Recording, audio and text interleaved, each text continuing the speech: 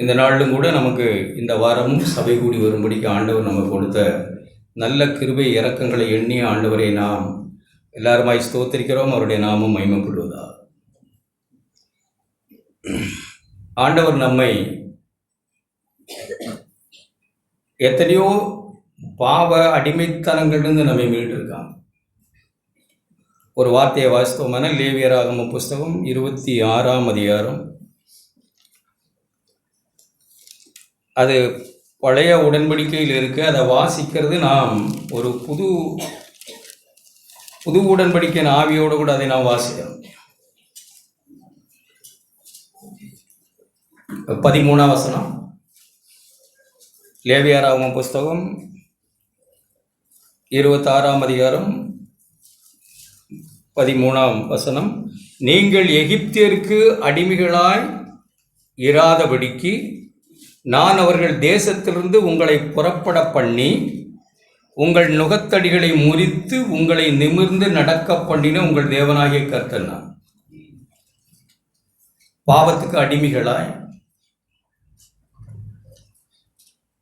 மனசும் மாம்சமும் விரும்புவதை செய்து கோவாக்கினின் பிள்ளைகளாக இருந்த நம்மை எகிப்துக்கு அடிமை. எகிப்துனா பாவம். பார்வோன் என்றால் பிசாசு நாம் வைத்துக் கொள்ளலாம். பிசாசுக்கு அடிமைகளாய், அந்த பார்வோன்கிற எஜமானனுக்கு அடிமைகளாய், கட்டாயமாய் எதற்கு அடிமைகளாய் நாம் இருக்கிறோமோ அதற்கு செய்யும்படிக்கு அடிமைகளாய் விற்கப்பட்ட நம்மை தேவன் அந்த எகிப்தின் அடிமைத்தனத்திலிருந்து விடுதலையாக்கி அவர்கள் தேசத்திலிருந்து உங்களை புறப்பட பண்ணி உங்கள் நுகத்தடிகளை முறித்து, நுகம்னா நமக்கு தெரியும், குனிஞ்சு குனிஞ்சு குனிஞ்சு நடக்கிறதுக்கு தான் நுகம். வெட்கத்தோடும் அவமானத்தோடும் பாவ சிற்றின்பங்களில் விழுந்து நிமிர்ந்து நடக்க முடியாமல் எப்போ பார்த்தாலும் ஒரு குற்ற மனசாட்சியோடையே மனுஷருக்கு முன்பகும் தேவனுக்கு முன்பகும். பாவம் செய்கிற எந்த மனுஷனும் வெட்கத்தோட தான் மனுஷனுக்கு முன்னாடி வாழுகிறான். தேவனுக்கு முன்னாடி மனுஷன் குனிந்து அப்படி வெட்கத்துடனே தான் வாழுகிறான். அப்படி நடந்த நம்மை தேவன் அந்த நுகத்தடியை முறித்தார். முறித்து உங்களை நிமிர்ந்து நடக்க பண்ணினார் ஆண்டவர். நம்முடைய நுகத்தடியை முறித்து ஆண்டவர் நிமிர்ந்து தைரியமாய் தலைகளை உயர்த்தி, வாசல்களே உங்கள் தலைகளை உயர்த்துங்கள், அனாதி தேவன் உனக்கு அடைக்கலமானார். நம்முடைய தலையை உயர்த்தி ஆண்டவரே அப்படின்னு நுகத்தடிய முறித்து நம்மளை குனிந்து குனிந்து குனிந்து தள்ளாடி தள்ளாடி நம்மளை இந்த முழங்கால்களை அப்படி நிமிர்த்தி நடக்க பண்ணின நம்முடைய தேவன் அவர். அப்படி நடக்க பண்ணின ஆண்டவர் யாத்திராகமம் புஸ்தகம் 12ஆம் அதிகாரம். எல்லாவற்றையும் ஒரு புது உடன்படிக்கையின் ஆவியோடு கூட படிக்கணும். கிறிஸ்து நமக்கு சிலுவையில் என்ன செய்தாருங்கிற அந்த மனோபாவத்தோடு கூட நம்ம அதை வாசிக்கணும். எகிப்திலிருந்து நம்மை அழைத்தார். 12ஆம் அதிகாரம் 1 வசனத்துல கர்த்தர் எகிப்திலிருந்து அழைத்து, தேசத்திலிருந்து அழைத்து நம்மை மோசையோடும் ஆரோனை நோக்கி, இந்த மாதம் உங்களுக்கு பிரதான மாதம்.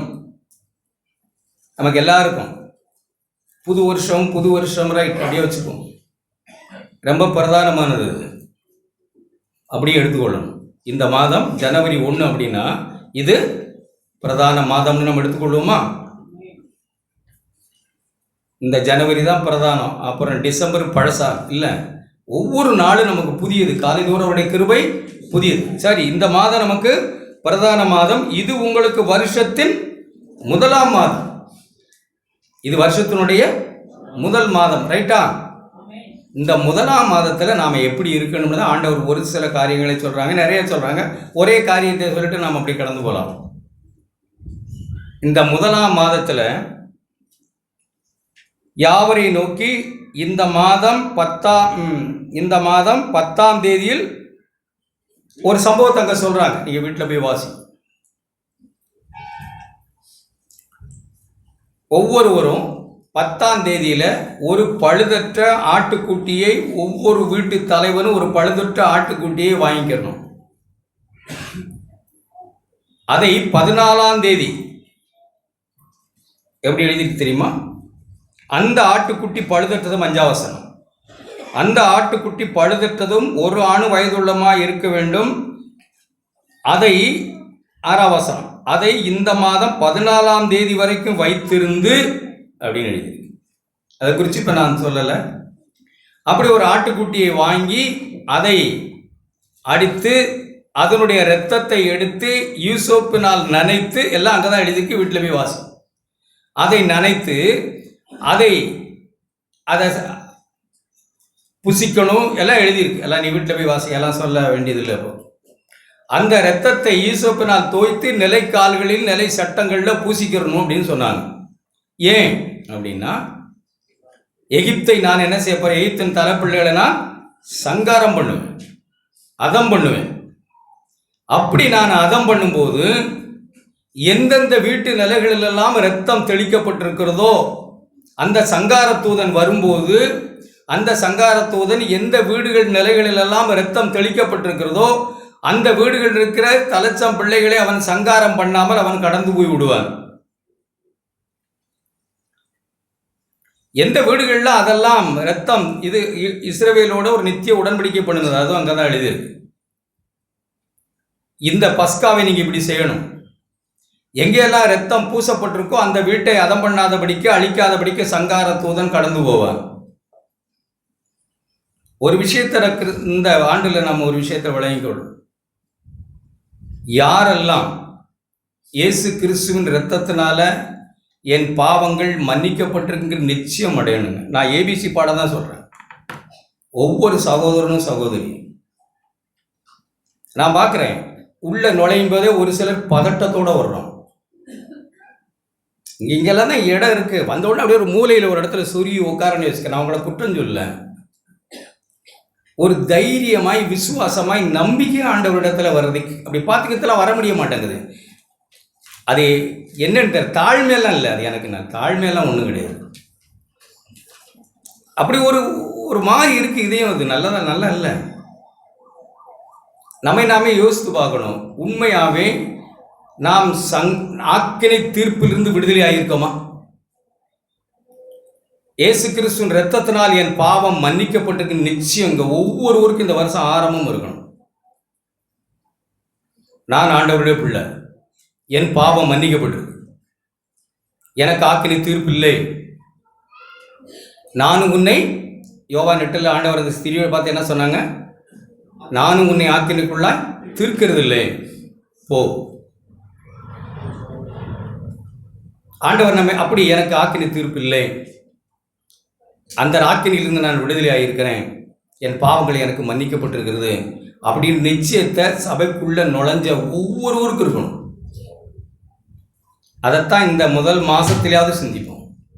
அப்படி இல்லாதவர்கள் நமக்கு துதியில் கேட்டோமே, அதெல்லாம் சும்மா வெத்து துதி நம்ம வாயில் வரக்கூடாது.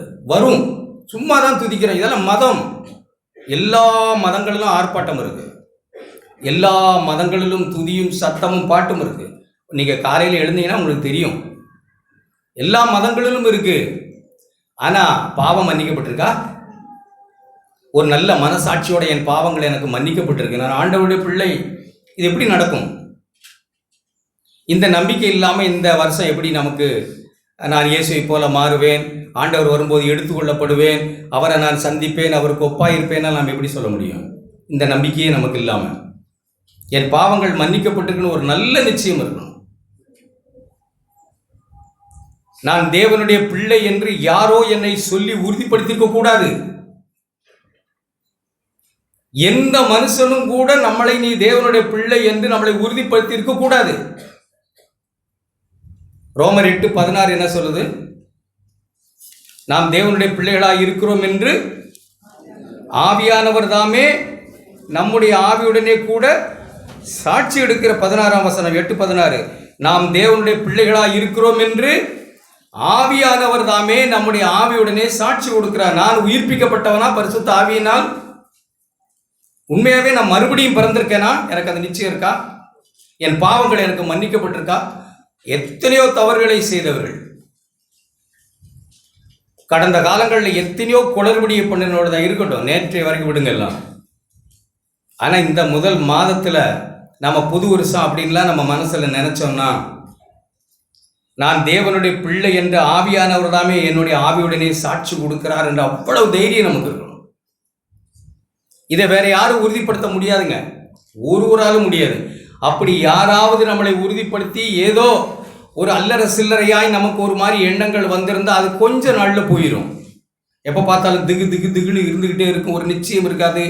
ஜெபம் கேட்கப்படுமான்னு நம்ம ஜெபிச்சா நிச்சயம் இருக்காது, நம்முடைய வாழ்க்கையில் ஒரு ருசி இருக்காது, நம்பிக்கை இருக்காது, எதுவுமே இருக்காது. ஏன்னா நம்ம மறுபடியும் பிறக்கல. மறுபடியும் பிறக்காத ஒருவருக்கு இது கேட்டால் ருசியாய் தெரியும்.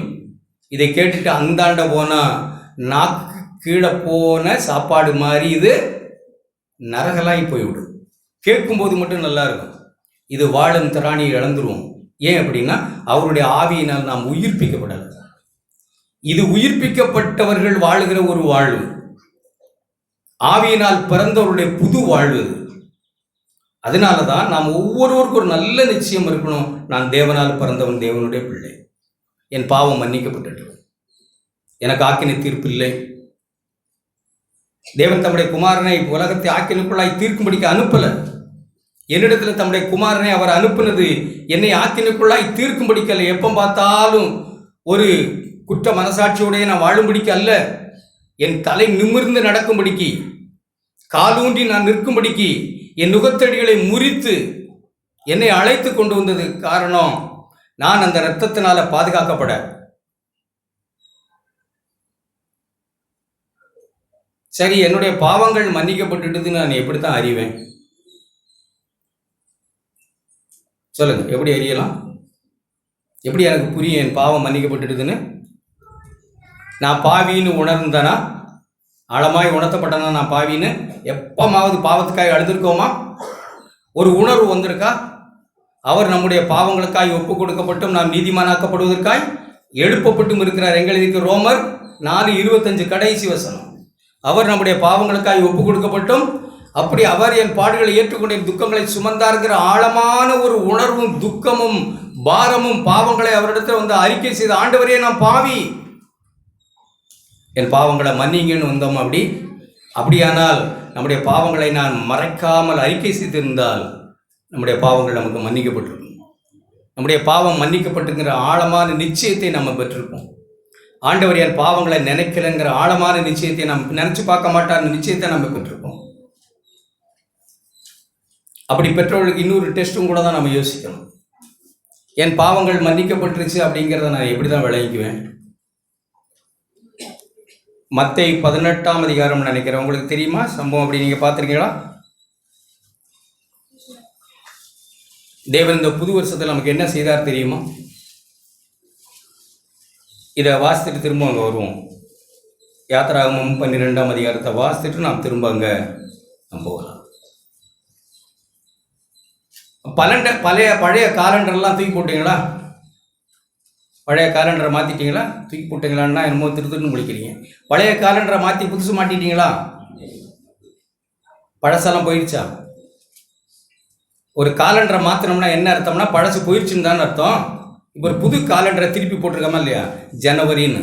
அதே போல் தேவன் பழசை தூக்கி எரிஞ்சிட்டு புதுசாக தான் மாற்றிருக்காங்க. நமக்கு ஒரு புது காலண்டரே கொடுத்துட்டாங்க ஆண்டவர். இது நியூ இயர், இது புது ஆண்டு, காலண்டர் இயர், இது புது வருஷம். ஒரு புது காலண்டரை நம்ம வாழ்க்கையில் துவங்கியிருக்கிறாங்க. Number 1, today is 4. அந்த காலண்டர் ஒழிஞ்சு போச்சு, பழைய காலண்டர். பல குளறுபடி செய்தவர்கள் தான் இங்கே. திருமணத்தில், பணத்தில், பாவத்தில், பாலியச்சியில், எத்தனையோ விஷயங்களில் பல குளறுபடி. ஆனால் நான் சகலவற்றையும் புதிதாக்குகிறேன் என்று ஆண்டவர் நம்மை புதிதாக்கி இருக்கிறாரா? நம்முடைய வாழ்க்கையில் எல்லாவற்றையும் மன்னிச்சுட்டாங்க. எல்லா பாவங்களையும் மன்னித்து நினைக்க மாட்டேன்னு சொல்லியிருக்காங்க என் ஆண்டவர். அதனால் நான் பின்னானவைகளை நினைக்க வேண்டியதில்லை, நினைக்க மாட்டேன்னு ஆண்டவரே சொல்லியிருக்காங்க. நானும் நினைக்க வேண்டியதில்லை. அந்த அளவுக்கு நமக்கு நிச்சயம் இருக்கா? நான் பின்னான காரியங்களை குறித்து நொந்து வாழ வேண்டிய சரியாய் அறிக்கை செய்திருந்தால், மனுஷனோடும் தேவனோடும் சரியாய் ஒப்புரவாகி இருந்தால் நமக்கு தலை நிமிர்ந்து நடக்க ஆண்டவர் பண்ணுவாங்க. ஆனால் நாம் மனுஷனோடு ஒப்புரவாகாம தேவனோடு நான் ஒப்புரவான அறகுறையாய் நாம் நடந்துக்கிட்டு இருந்தா நமக்கு தலை தூக்கி நடக்க முடியாதுங்க. நமக்கு எப்போ பார்த்தாலும் ஒரு கில்ட்டி இருக்கும். ஒன்றை மறைச்சிருக்கிறோம். நம்ம எப்போ பார்த்தாலும் ஒன்றை மறைத்து வைத்துக்கொண்டே இருக்கிறோம். நமக்கு சபைக்கு வரும்போதெல்லாம் ஒரு திக்கு திக்குன்னு இருக்கும். ஆனால் நான் மட்டும் நேர்மையாய் மனுஷனோடும் தேவனோடும் நடந்திருந்தா எனக்கு மிகுந்த தைரியம் இருக்கும். நான் பழசை பற்றி நினைக்க வேண்டியதே இல்லை. பவுலை போல பவுல் பழசை நினைச்சிருந்தா எப்படி இருக்கும்? அவருடைய பழசு ஒன்று சொல்லுங்க பாப்போம். சபையை துன்பப்படுத்தினவன், கொலைக்கு உடந்தையாக இருந்தவன். அதை அவர் நினச்சிக்கிட்டே இருந்தால் என்ன நடந்திருக்கும்னு நினைக்கிறீங்க? அவரால் ஆண்டவருக்கு ஏதாவது செய்திருக்க முடியும்? நோ. அவர் அதெல்லாம் வச்சு தான் மனசில் சொல்கிறார், நான் பின்னானவைகளை மறந்து. பின்னானது என்னது? அவர் என்ன பாவம் செய்தார்? அவர் எழுதியிருக்கிற காரியங்கள்லாம் பார்த்தா என்னை யார் குற்றம் சாட்ட முடியும்? இல்லை. அவர் செய்தது என்ன? அவர் சபையை துன்பப்படுத்தினவர். அதெல்லாம் அவர் நினச்சிக்கிட்டு இருந்தால் அவர் வாழ்ந்திருக்க முடியுமா? அதுதான் மன்னிப்பின் மாண்பு. தேவன் ஒரு மனுஷருடைய பாவங்களை மன்னிக்கிறார் என்பது அவரை அவ்வளவு திடகாத்திரமாய் அவருக்கென்று வாழ வைக்கிறார். பின்னானவைகளை மறக்க முடியலையா உங்களுக்கு? நீங்கள் அறிக்கை செய்யலைன்னு அர்த்தம். பின்னானவைகளை மறக்க முடியலையா? இன்னும் சரியா இல்லைன்னு அர்த்தம். அதெல்லாம் நம்மளை இன்னும் குத்திக்கிட்டே இருக்கு, இன்னும் ஏதோ உணர்ந்துக்கிட்டே இருக்கு. பின்னானவைகளை சும்மா மறக்க முடியாது.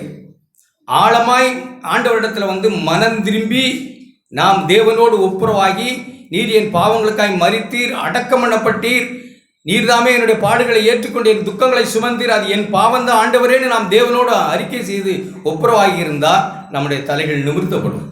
சந்தோஷமா இருக்கும். யார் பிசாசு சொன்னா கூட போடான்னு சொல்லிக்கிட்டு இருக்கலாம். மனுஷர்கள் சொன்னாலும் போயிட்டு வாங்கன்னு சொல்லிக்கிட்டு இருக்கலாம். நம்மளை குற்றப்படுத்துகிறவன் யார்? ரோமர் 8ஆம் அதிகாரத்தில் அப்படியா இருக்கு. தேவன் நீதிமானாக்கினவனை குற்றம் சாட்டுகிறவன் யார்? தேவனே அவனை நீதிமானாக்கினவர். தேவன் ஒரு மனுஷனை நீதிமான டெக்ளேர் பண்ண பிறகு யார் அந்த மனுஷனுக்கு விரோதமாக இருக்க முடியும்? ஆனால் தேவன் நம்மளை நீதிமான டெக்ளேர் பண்ணியிருக்காரா? அதுதான் இப்போ முக்கியம். ஒரு சிலர் வாழ்க்கையில் சஞ்சலமும் தவிப்புமாய் நாம் போய்கிட்டு இருக்கிறது காரணம் தான் என்ன அப்படின்னா, நாம் காரியங்களை இன்னும் தேவனோடு சரியாகலையா? சரி, தேவன் நம்முடைய பாவங்களை மன்னிச்சுட்டார், இருக்கட்டும், பரவாயில்ல. நம்ம யாரையும் மன்னிக்கலைன்னா சொல்ல வந்திருக்கோம். எல்லாருடைய பாவங்களையும் மன்னிச்சுட்டாங்க. அதை எப்படி நாம் நம்முடைய சைடில் உறுதிப்படுத்திக் கொள்ளுகிறோம்? அதைத்தான் வாஸ்தவம். மத்தேயு 18ஆம் அதிகாரம் ஒரு வார்த்தையை வாசி. நமக்கு தெரிஞ்சது தான் இதெல்லாம். ஒரு காரியத்தை ஆண்டவர் சொன்னார். 24ஆம் வசனத்திலிருந்து 35ஆம் வசனம் வரைக்கும் நீங்கள் வீட்டில் போய் வாசி. ஒரு மனுஷன் கடன் பட்டிருந்தான். அவன் கடனை தீர்க்க அவனுக்கு நிர்வாகம் இல்லாத போது அவன் எஜமான்ட்ட அவன் கடனை தீர்க்க கேட்டான். அப்போ கடனை தீர்க்கல உடனே இவனை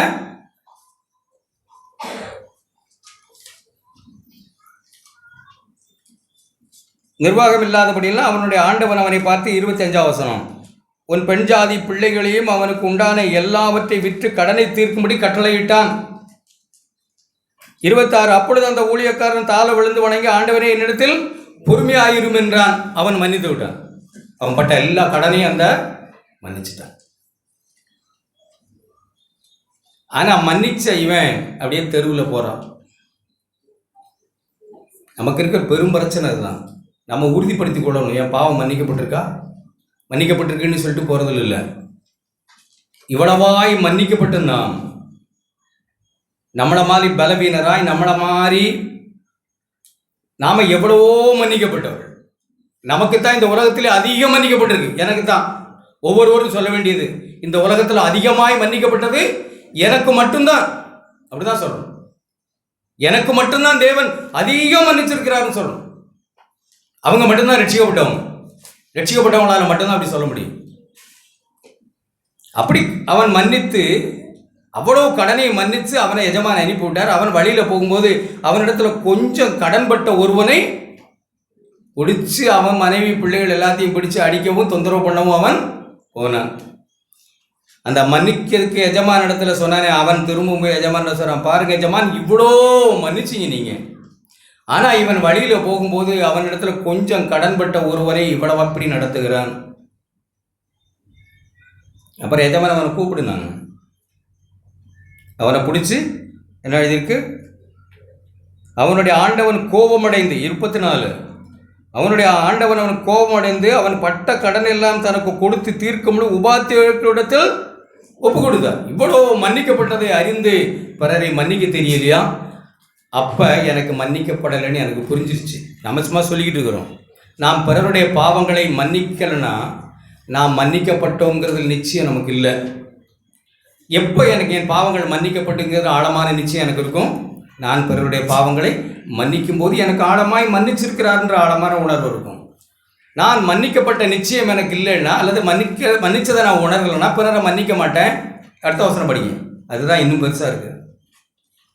நீங்களும் உங்களுக்கு மன்னிச்சார், நமக்கு எல்லாருக்கும் மன்னிச்சார் ஆண்டவர், அதிகம் மன்னிக்கப்பட்டவர் நாம். இந்த வருஷம் நல்ல நிச்சயமாய் நாம் கால் ஊண்டி தலை நிமிர்ந்து நல்லபடியாக வாழணும்னா அவனவன் தன் சகோதரன் செய்த தப்பிதங்களை மனப்பூர்வமாய் மன்னியாமல் போனார். மனப்பூர்வமாக பிறர் நான் மன்னிக்கணும். ஏன்? நான் மனப்பூர்வமாய் தேவனால் மன்னிக்கப்பட்டவன். நான் மனப்பூர்வமாய் மன்னியாமல் போனால் என் பரமபிதாவும் உங்களுக்கு இப்படியே மன்னிக்க மாட்டார். நாம் பிறரை மன்னிக்காத போது நமக்கு மன்னிக்கப்பட்ட நிச்சயமும் இருக்காது, நமக்கு எந்த உற்சாகமும் இருக்காது. எப்போ பார்த்தாலும் குறுன்னு இருந்துக்கிட்டே இருக்கும். இந்த வருஷம் அது ஒரு ஓயணும். இந்த வருஷம் நான் தேவனுடைய பிள்ளைங்கிற ஆழமான நிச்சயம் இருக்கணும். அவருடைய இரத்தத்தினால கழுவப்பட்டவன், அவருடைய பிள்ளை, என் பாவங்கள் எனக்கு மன்னிக்கப்பட்டிருக்கிறது. என்னிடத்துல தவறு செய்வர்களை நானும் 7 இந்த அதிகாரத்தெல்லாம் சொல்கிறாங்க, 70 தரம் மன்னிக்கணும் என்று உனக்கு சொல்லுகிறேன். 22 வசனம். ஏன் இப்படியெல்லாம் நாம் செய்யணும்? இப்படி மன்னிக்கப்பட்டவளா ஏன் நம்ம ஆகணும்? இப்படிப்பட்ட மன்னிக்கப்பட்ட அல்லது மறுபடியும் பிறந்த தேவனுடைய பிள்ளைகளாக இருக்கிறவர்களுக்கு மட்டும்தான் எபிரேயர் புஸ்தகம் 10ஆம் அதிகாரம்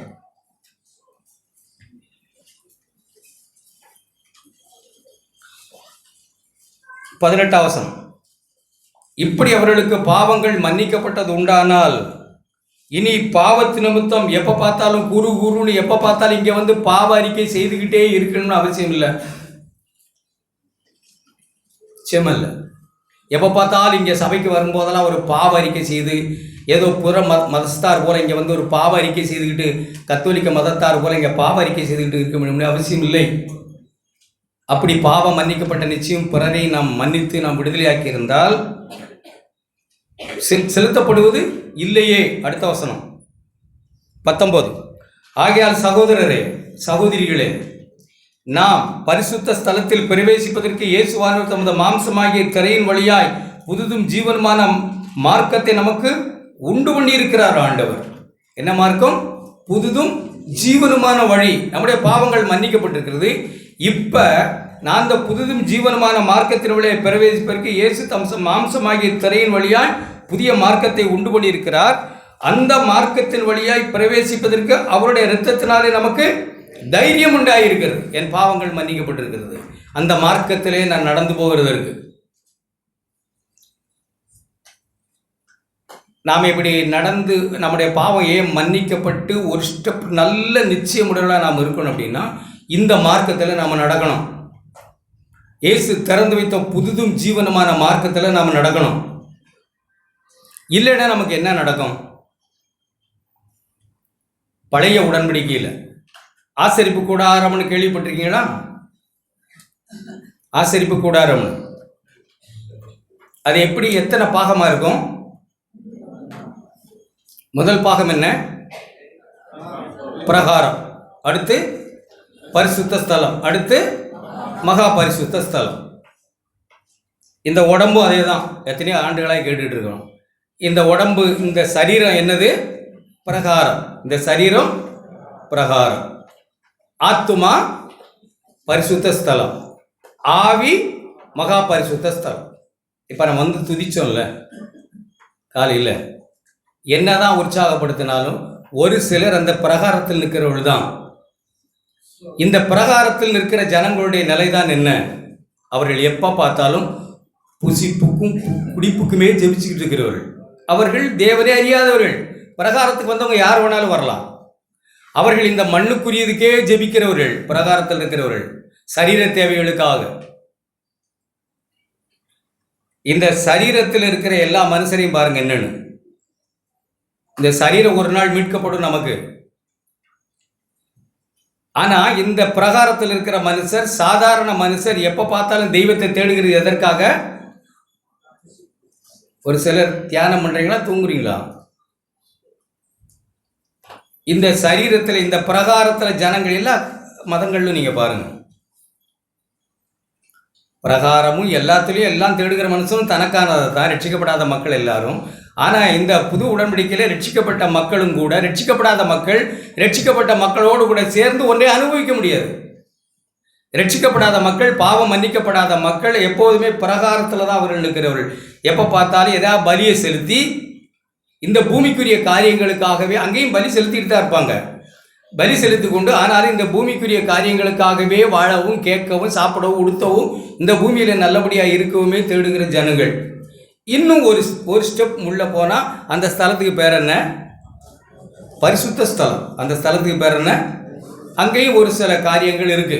நீங்க படிச்சீங்கன்னா 9ஆம் அதிகாரம் நினைக்கிறேன், எபிரேயர் புஸ்தகம் 9ஆம் அதிகாரத்தில் நீங்க வாசித்தீங்கன்னா அங்க தெளிவாக எழுதியிருக்கு. நீங்க வீட்டில் போய் வாசி.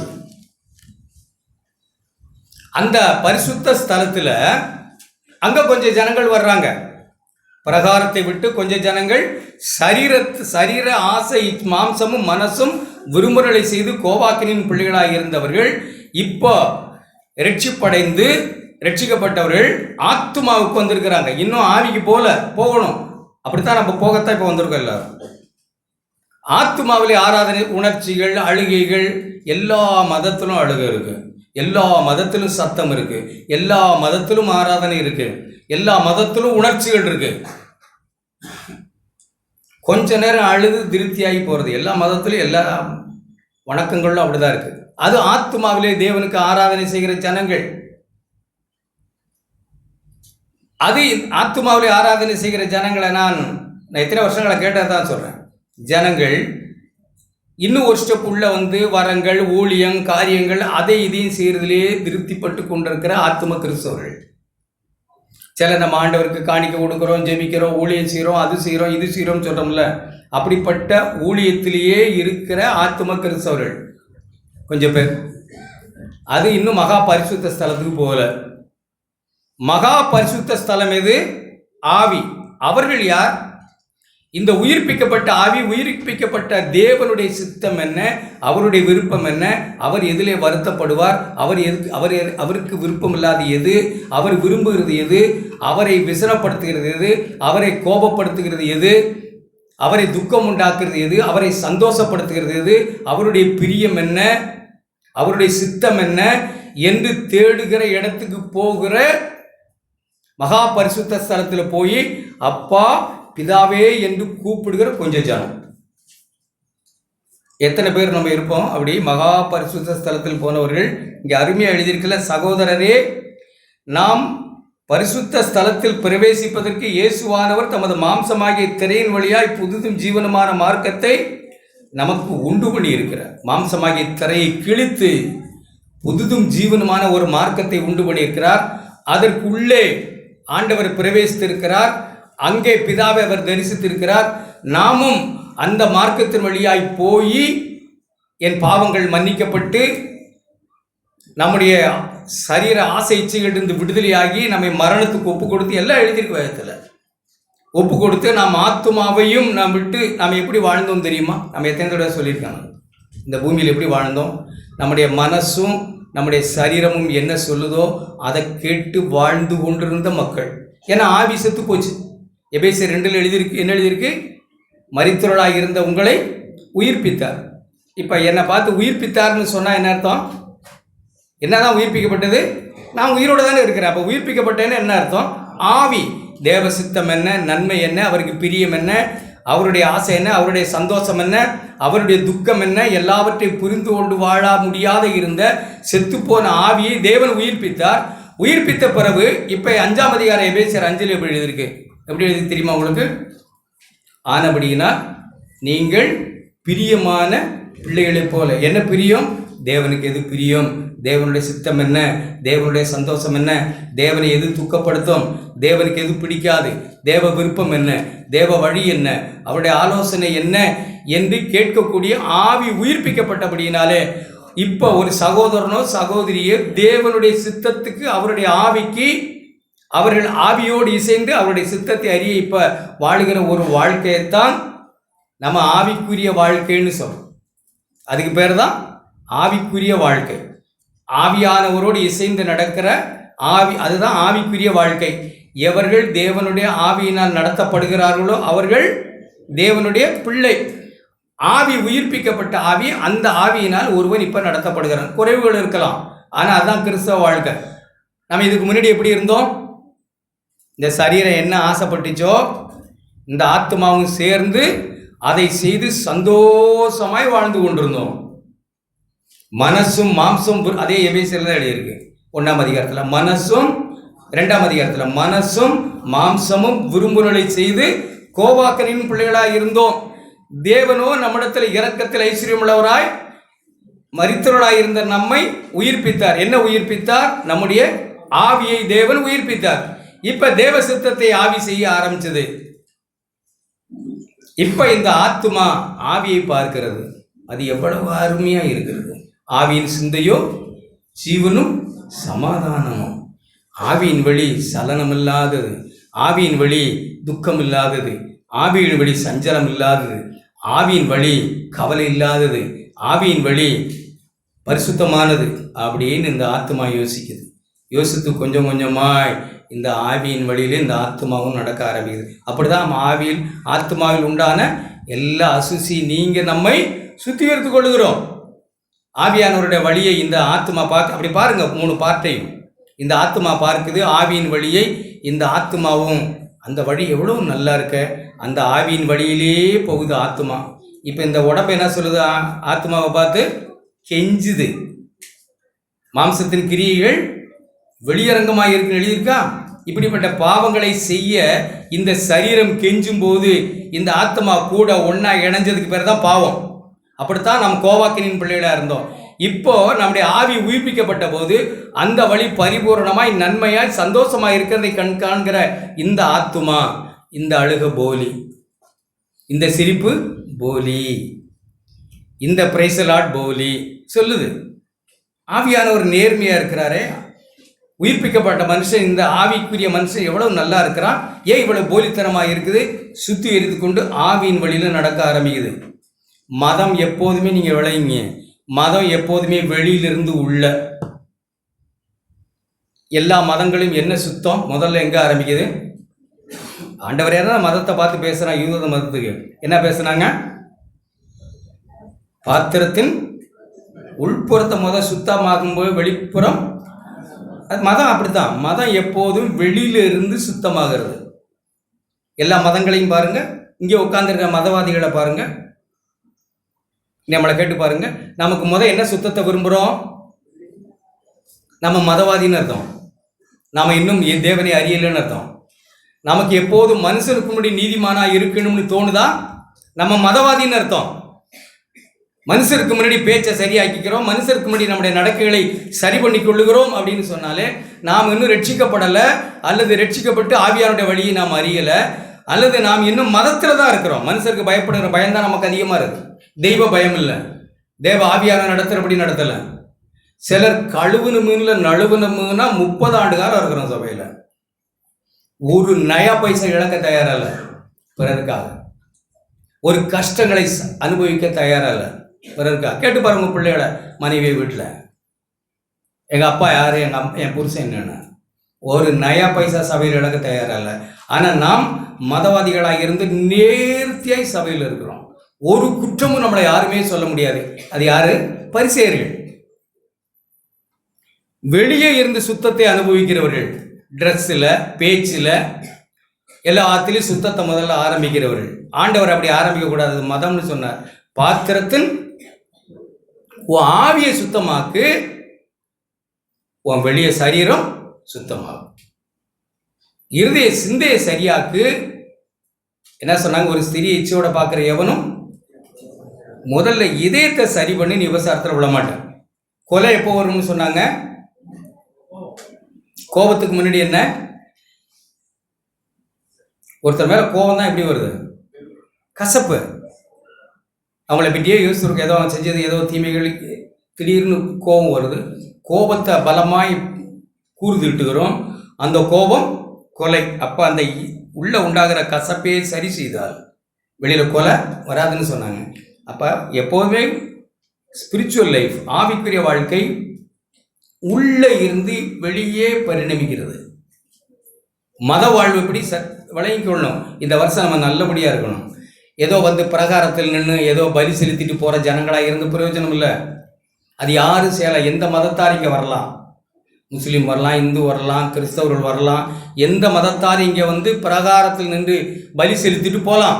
போகும்போது அப்படி உண்டியல் ஒரு காசை விட்டு எரிஞ்சிட்டு போகிற மாதிரி, ஏதோ ஒரு சுலோகத்தை சொல்லிட்டு போகிற மாதிரி, ஏதோ கோயிலில் போய் 2 கண்ணீரை விட்டுட்டு அழுதுட்டு போகிற மாதிரி, அதெல்லாம் பிரகாரத்தில் நின்றுக்கிட்டு.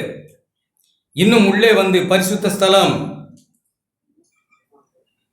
ஆத்மாவில் உண்டான அசுசி நீங்கி சுத்திகரித்து கொண்டு தேவனை தேடுகிறவர்களாய் ஆவிக்குரியவர்களாய் மாறணும். நாம் தேவனால விரும்புகிறார். உள்ள இருந்து ஆரம்பி, ஆவியில முதல்ல ஆரம்பி. செத்து கிடக்கிற ஆவி உயிர்ப்பிக்கப்பட்டிருக்கா? முதல்ல நான் ஆவியானவர், தேவனை அறிந்தவனா, மறுபடியும் பிறந்தவனா, ஆவியினால் பிறந்தவனா? அப்ப தேவனை அறிந்தவன், தேவனுடைய வழிகள் எனக்கு புரியும். இப்ப இந்த ஆவியின் வழி சந்தோஷமா இருக்கு.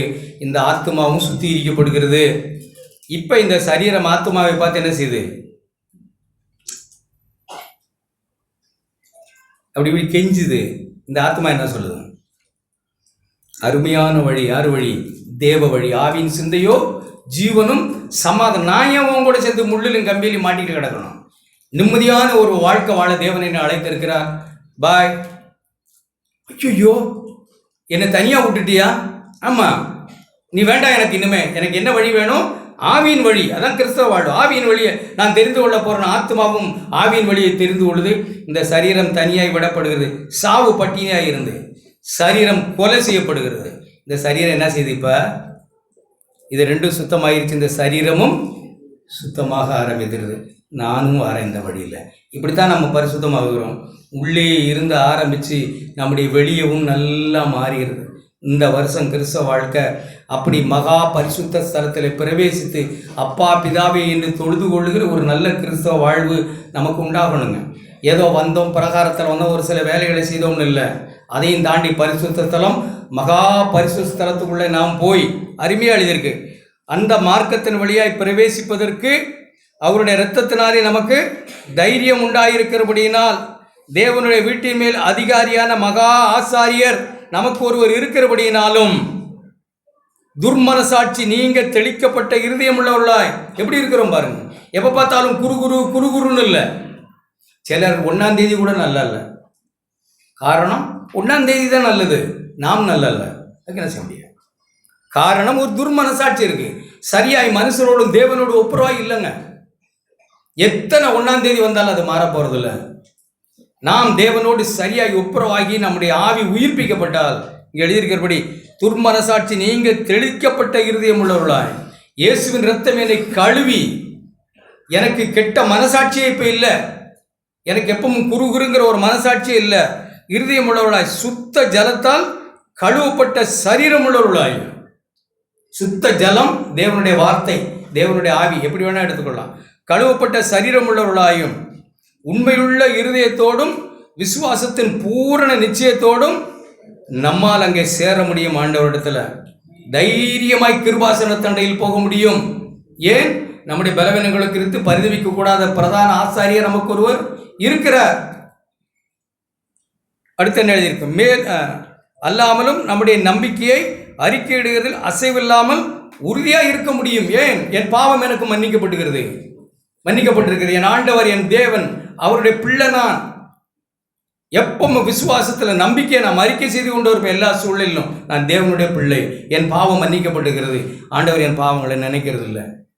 தைரியமாய் அவர் அப்பா பிதாவே என்று, இயேசு எப்படி பிதாவே என்று அழைத்தாரோ அதே ஸ்பிரிட்டில், அதே உரிமையில், டேடி தகப்பரே என்று அழைக்கிற உரிமையை என் ஆண்டவரோட இரத்தத்தினால் எனக்கு கொடுத்திருக்கிறார். இங்கே அருமையாக எழுதியிருக்கப்படி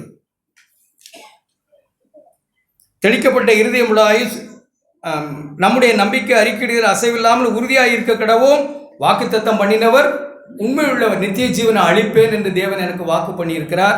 என் பாவங்களை நினைக்க மாட்டேன்னு தேவன் வாக்கு பண்ணியிருக்கிறார் என்று நம்பிக்கையை அறிக்கை செய்து தைரியமாக இந்த வருஷம் எல்லாரையும் மன்னிப்பு கேட்க வேண்டியவட மன்னிப்பு கேட்டு புது காலண்டர் நமக்கு ஓப்பன் ஆகிருக்கு. தேவன் புது வருஷத்தை நமக்கு ஆயத்தம் பண்ணி இருக்கிறார். அப்படிதான் நான் வாசித்தோம். புது வருஷம், அது புது மாதம். இந்த வருஷத்தை எப்படி நம்ம தொடங்கணும்னா, என் பாவங்கள் மன்னிக்கப்பட்ட ஆழமான நிச்சயம். ஒரு சிலருக்கு நிச்சயம் இல்லை, இன்னும் தலை நிமிர்ந்து பேச முடியல. ஏன்னா நம்ம மறைவிலே இருக்கிறோம், இன்னும் ஒளிச்சே வச்சிருக்கோம். மனுஷருடைய கண்களில் மண்ணை தூவிட்டோம்னு நினைக்கிறோம். இல்லை, தேவனிடத்தில் அப்படி இல்லை. அப்போ தேவனோடும் மனுஷரோடும் சரியாக நம்ம நடந்துட்டோம்னா இந்த மார்க்கத்தின் வழியாக பிரவேசிக்கிறது மிகுந்த தைரியமாக நமக்கு இருக்கும். நம்முடைய நம்பிக்கையை நாம் எப்போதும் அறிக்கை செய்வோம். இந்த நம்பிக்கையை நம்ம எப்படி கொண்டு போய் விடும் தெரியுமா? யூதா புஸ்தகம் 24 இப்படிப்பட்ட நம்பிக்கை பெற்றவர்களாய், எல்லாரையும் மன்னித்தவர்களாய், மன்னிப்பு கேட்டவர்களாய், ஆவியில தேவனுக்கு ஆராதனை செய்கிறவர்களாய், சும்மா ஏதோ உணர்வுகளையும் ஒரு ஆத்துமாவிலும் அல்ல ஆராதனை செய்கிறவர்கள், ஆவியில ஆராதனை செய்கிற விருத்த சேதனம் பெற்றவர்களாய். பிலிப்பியர்ல அப்போஸ்தலன் அப்படிதான் பேசுறார். ஆவியினாலே தேவனுக்கு ஆராதனை செய்கிற நாமே விருத்த சேதனம் பண்ணப்பட்டவர்கள், இந்த உலகத்திலிருந்து வெட்டி எடுக்கப்பட்டவர்கள். நம்ம நிமிர்ந்து நடக்கப்படின தேவன், காலூன்றி நிமிர்ந்து நடக்கப்படின தேவன் அவர். ஆவியிலே ஆராதனை செய்கிற மக்களாய் நாம் இருந்தால் 24 வலுவாதபடி என்னை காப்பார் என் ஆண்டவர் என்கிற ஆழமான நிச்சயம் இருக்குங்க. அவர்கள் எந்த இடத்துலனால என் ஆண்டவர் என்னை வலுவாதபடி காப்பார். இப்போ நான் வாசித்தோம்ல யோசபாத் புஸ்தகத்தில் தீர்க்கதரிசி ஒருவர் எழுந்து இன்னொரு அதிகாரத்தில் எழுதியிருக்கேன். தீர்க்கதரிசி எழுந்து, நீங்கள் கர்த்தரோடு இருந்தால் அவர் உங்களோடு இருப்பார், நீங்கள் கர்த்தரை விட்டுவிட்டால் என்றென்றேக்கும் அவர் உங்களை விட்டு விடுவார்னு தான் சொன்னார். அப்போ கர்த்தர் நம்மோட கூட இருக்கணும்னா நம்ம என்ன செய்கிறோம்? நம்ம மனம் திரும்புகிறோம். நீ என் பிள்ளை, அப்படித்தான் எழுதியிருக்கு. எத்தனை அவசரம்? யோவான் 1:12. அவருடைய நாமத்தின் மேல் விசுவாசம் உள்ளவரை அவரை ஏற்றுக்கொண்டவர்கள் எத்தனை பேரோடும் அத்தனை பேரும் தேவனுடைய பிள்ளையாகும்படி அதிகாரம் கொடுத்தார். இங்கே உட்கார்ந்துருக்கவங்களுக்கு தேவனுடைய பிள்ளை என்கிற அதிகாரத்தை தேவன் எனக்கு கொடுத்துருக்காருன்னு எத்தனை பேரால் நல்ல தைரியமாய் உற்சாகமாய் நம்பிக்கையாக சொல்ல முடியும்? அப்படிதான் நம்ம கேட்டு பார்க்கணும். தேவன் அவருடைய பிள்ளை என்கிற அதிகாரம் பெற்றவன் தேவன் எனக்கு கொடுத்திருக்கிறார். அந்த பிள்ளையான என்னை வலுவாதபடி என்னை காக்கவும் தம்முடைய மகிமுள்ள சன்னிதானத்திலே மிகுந்த மகிழ்ச்சியோடு என்னை மாசற்றவனாய், நீ மாசு இல்லாதவனாய் மாறிக்கிட்டு வாழல, என்னை மாசற்றவனாய் மாற்ற எபேசியர்ல நான் வாசிக்கிறோம்.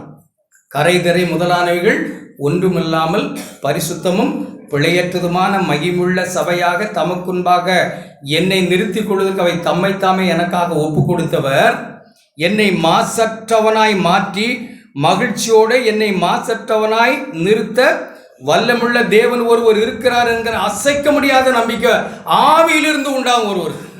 அது வாயிலிருந்து இல்லை, வாயில் உண்டாகுது 2 நாள் நிற்கும். இன்னைக்கு ஞாயிற்றுக்கிழமை, நாளைக்கு திங்கள் செவ்வாய்க்கிழமை போயிடும் அது. ஆனால் ஆவியில் மறுபடியும் பிறந்த ஒரு பிள்ளையாக இருந்தால், ஆவியில் உணர்வடைந்திருந்தால், ஆவி தொடப்பட்டிருந்தால், உள்ளே இருந்து கிறிஸ்தவ வாழ்க்கை ஆரம்பித்திருந்தால் எந்த நேரத்திலும் எப்படி இருக்கும் தெரியுமா? அவர் என்னை வலுவாதபடி காப்பார். காலையில் எழுந்த உடனே, தேவனே இன்றைக்கு எத்தனையோ காரியங்கள் நடக்க போகுது, நான் சந்திக்க போகிறேன், என்னை தீமை நின்று ரட்சி அப்படின்னு நாம ஜெபிப்போம். அவர் என்ன ஜெபித்தார்?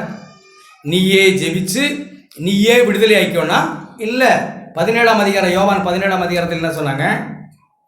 பிதாவே, இவர்களை உலகத்திலிருந்து நான் எடுத்துக்கொள்ளும்படி வேண்டிக் கொள்ளலை. ஏன்னா ஆட்டுக்குட்டிகளை ஓநாய்களுக்குள்ள அனுப்புகிறது போல இவர்களை நான் அனுப்பியிருக்கிறேன். என் பிள்ளைகள் இவர்கள், என் நாமந்தரிக்கப்பட்ட என் பிள்ளைகள், என் சொந்த இரத்தத்தினால மீட்கப்பட்ட பிள்ளைகள். அப்பா பிதாவே என்ற ஆவியவர்களுக்கு நான் கொடுத்திருக்கிறேன். இவர்கள் என் பிள்ளைகள். இவர்களை உலகத்தில் ஓநாய்களுக்குள்ளே அனுப்புகிறது போல் இவர்களை நான் அனுப்புகிறேன். இவர்களை உலகத்திலிருந்து இதெல்லாம் கடிச்சு கிடிச்சு தின்னுறணும்னு இல்லை, ஏதாவது ஒன்று கடிச்சு பிடிச்சி இவர்களை தின்னு இவர்களை செத்து போட்டும்னு இல்லை. இவர்களை உலகத்திலிருந்து எடுத்துக்கொள்ளும்படி நான் இவர்களுக்காக வேண்டிக் கொள்ளாமல் தீமை நின்று, இதெல்லாம் ஒன்றும் செத்துட்ட பரலோகம் தான் போக போகிறோம், அதில் ஒன்றும் பயப்பட தேவையில்ல. ஆனால் தீமை பாவத்திலிருந்து இவர்களை காக்கும்படி நான் வேண்டிக் கொள்ளுகிறேன். இப்போதும் அவருடைய பிள்ளையாக இருந்தால் நான் என் நம்பிக்கையை சொல்கிறேன், என் ஆண்டவர் எனக்காக என்ன செய்கிறார்னு.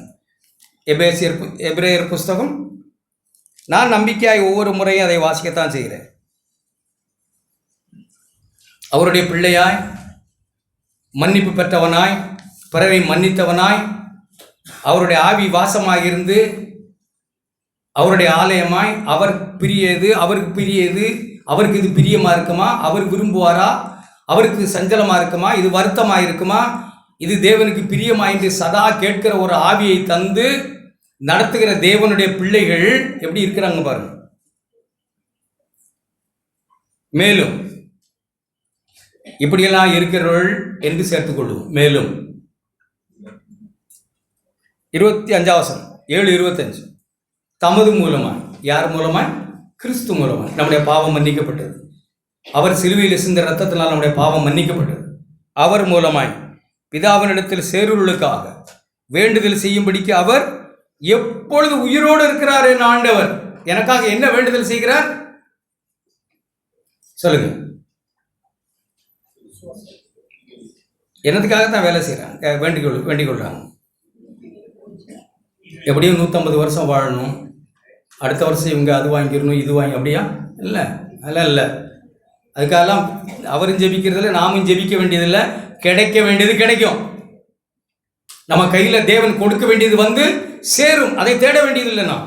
ஆனால் அவர் நமக்காக எதுக்காக ஜெபித்து கொண்டிருக்கிறார்? உயிரோடு இருக்கிறவர்கள அவர்களை முற்றும் முடிய தம்முடைய குமாரனுடைய சாயலை அடைய கொடுக்க, முற்றும் முடிய பாவத்திலிருந்து குமாரனுடைய சாயலை போல இல்லாத எல்லாவற்றிலிருந்து அவர்களை விடுவிக்க வல்லமை உள்ளவராயும் அவர் இருக்கிறார். அவர் எதுக்காக ஜெபிக்கிறார்? குமாரனை போல இல்லாத எல்லா சுபாவங்களிலிருந்து இந்த பிள்ளைகள் விடுதலை ஆகணும். பிதாவே, நான் ஜெபிக்கிறேன், இவர்கள் எல்லாரும் என்ன போல இருக்கணும், என் பிள்ளைங்க என் சாயல் ஆகணும். மகிமுள்ள சன்னிதானத்தில் மகிழ்ச்சியோடு இவர்களை நான் கொண்டு வர வந்திருக்கிறேன். இவர்களுக்காக நான் அநேகம் பிள்ளைகளை மகிமையில் கொண்டு வந்து சேர்க்கிறதுக்காக பிதாவே, நீர் என்னை இந்த உலகத்தில் படுத்துகிற எல்லா உபத்திரம் வழியாக நான் கடந்து வந்திருக்கிறேன். பிள்ளைகள் மகிமையில் வரணும். இதெல்லாம் யாருக்கு இப்படிப்பட்ட நம்பிக்கை இருக்குன்னு தெரியுமா? மறுபடியும் பிறந்த, பாவம் மன்னிக்கப்பட்ட, நான் ரட்சிக்கப்பட்டேன்னு நினைக்கிற பிள்ளைகள். அது சும்மா 10 20 இருந்தால் கூட பரவாயில்ல, ஒன்றும் இல்லை. மற்றவர்கள் இந்த நிலைக்கு நாம் வரணும். ஏதோ மத கோயில்களுக்கு போனவன் அன்னைக்கு போனது போல் இன்றைக்கும் போய் ஏதோ காசை விட்டு எறிஞ்சோம், ஏதோ கண்ணீரை சிந்தனோம், அதை குடிப்பியா இதை குடிப்பியா, அது வேணும் இது வேணும், எப்போ பார்த்தாலும் குறையும் முறுமுறுப்பும். இல்லை, அவங்க பிரகாரத்தில் போகிற ஜனங்கள், மகா பரிசுத்த ஸ்தலத்துக்கு வராதவர்கள். இந்த வருஷம் நாம் எல்லாரும் பிரகாரத்தில் இருக்கிறவர்கள் மகா பரிசுத்த ஸ்தலத்துக்கும், பரிசுத்த ஸ்தலத்தில் இருக்கிறவர்கள் மகா பரிசுத்த ஸ்தலத்துக்கும் உள்ளே போய், அந்த மார்க்கத்தின் வழியாய் நாம் உள்ளே போய், இயேசு நமக்கு திறந்து வைத்த அந்த புதுஞ்சூர் மார்க்கத்தில் உள்ளே போய் தைரியமாய் கிருபாசன தண்டையில் போய் அவரை ஆராதிக்கிறவர்களா இருக்கணும். ஆராதிக்கிறவர்கள் யார் தெரியுமா? மகா பரிசுத்த ஸ்தலத்துக்குள்ளே ஆவியில உயிர்ப்பிக்கப்பட்டவர்கள் தான் ஆராதிக்கிறவர்கள். பிலிப்பியர் புஸ்தகம் அப்போஸ்தலர் அதை உற்சாகமாக சொல்றாங்க நமக்கு. ஆவியினாலே 3ஆம் அதிகாரம். நாம் மாம்சத்தின் மேல் நம்பிக்கை வைக்கிறவர்கள, நம்ம மாம்சம் ஒழிஞ்சது, நம்முடைய மாம்சம் ஒளிந்தது. நாம் மாம்சத்தின் மேல் நம்பிக்கை வைத்தல. நம்முடைய திறமை, புத்தி, நம்முடைய யோசனைகள், நம்முடைய மத அனுசரணைகள், மனுஷருக்கு முன்பாக நீதிமானாய் வாழ்ந்த எல்லாம் அப்படித்தான் எழுதியிருக்கு.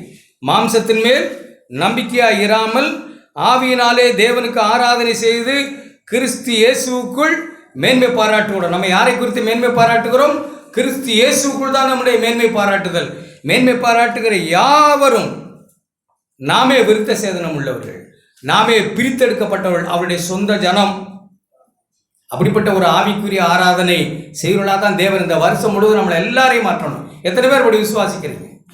கடந்த வருஷம் அப்படியே போட்டு ஆண்டவர் அதிக நிச்சயமுடையவனாய் அந்த ஆவியினாலே தேவனுக்கு ஆராதனை செய்கிறவன்.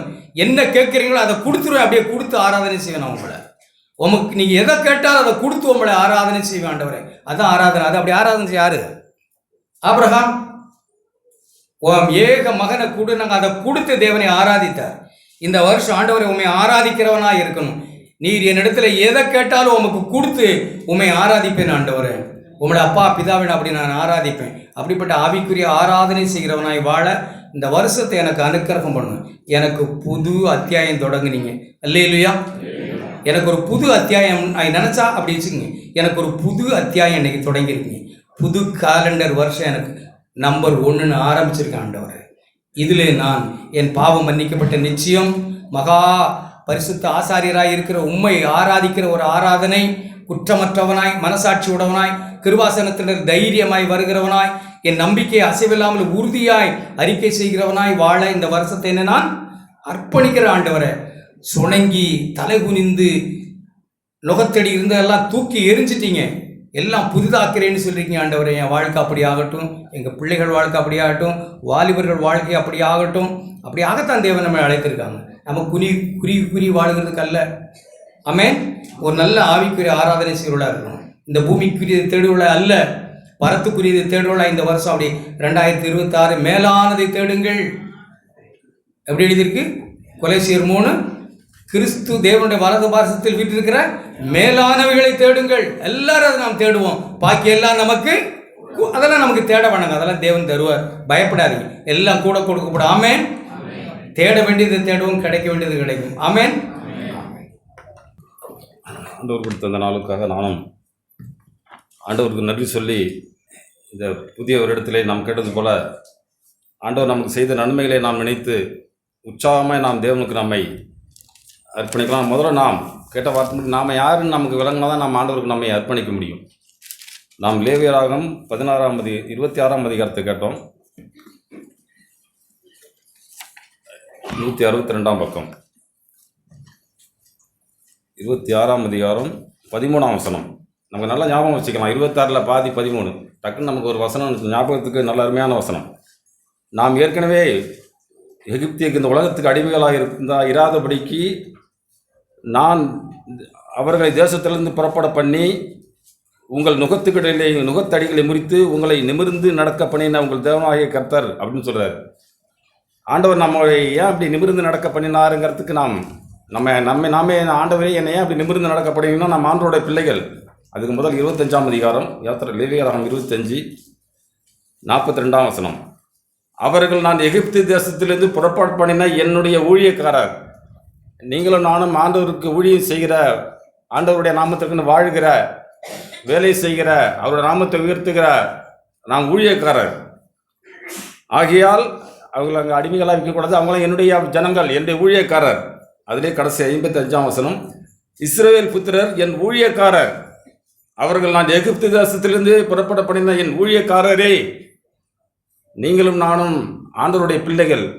நாம் வாலிபர்கள் போன வாரம் போய் தஞ்சாவூரில் போய் நீ என்னுடையவன் அப்படிங்கிற கூட்டத்துக்கு போய் அனைவரும் உற்சாகம் அடைஞ்சு வந்திருக்கோம். மெய்யாகவே நாம் ஆண்டவருடையவர்கள் தானா? சங்கீதக்காரன் சொல்கிறாரு பாருங்கள், நான் ஆண்டவருடைய சொல்லி அவர் முத்திரை இடுகிறார். சங்கீதம் 119, சங்கீத புஸ்தகம் 119 7-4-8-748ஆம் பக்கம். அதில் அவர் சொல்லிக்கிட்டே வர்றாரு. சங்கீதக்காரன் 119 92ஆம் வசனம், முது வேதம் என் மனமகிழ்ச்சியாக இராதிருந்தால் நான் துக்கத்திலே அமிழ்ந்து போயிருப்பேன். நான் ஒருபோதும் உம்முடைய கட்டளைகளை மறக்க மாட்டேன். அவைகளால் நீர் என்னை உயிர்ப்பித்தீர். நான் உம்முடையவன். ஏதோ தாவீது சங்கீதத்தில் சொல்லி ஆண்டவர் அப்படி நம்பி, ஆண்டவரே நான் உம்முடைய மனுஷன், உம்முடையவன், உம்முடைய ஊழியக்காரன், உம்முடைய ஊழியக்காரி, நானும் என் வீட்டாருமோ என்றால் இயேசுக்கென்றே வாழ்வோம் அப்படிங்கிற ஆழமான நம்பிக்கை நமக்கு உருவாகணுங்க.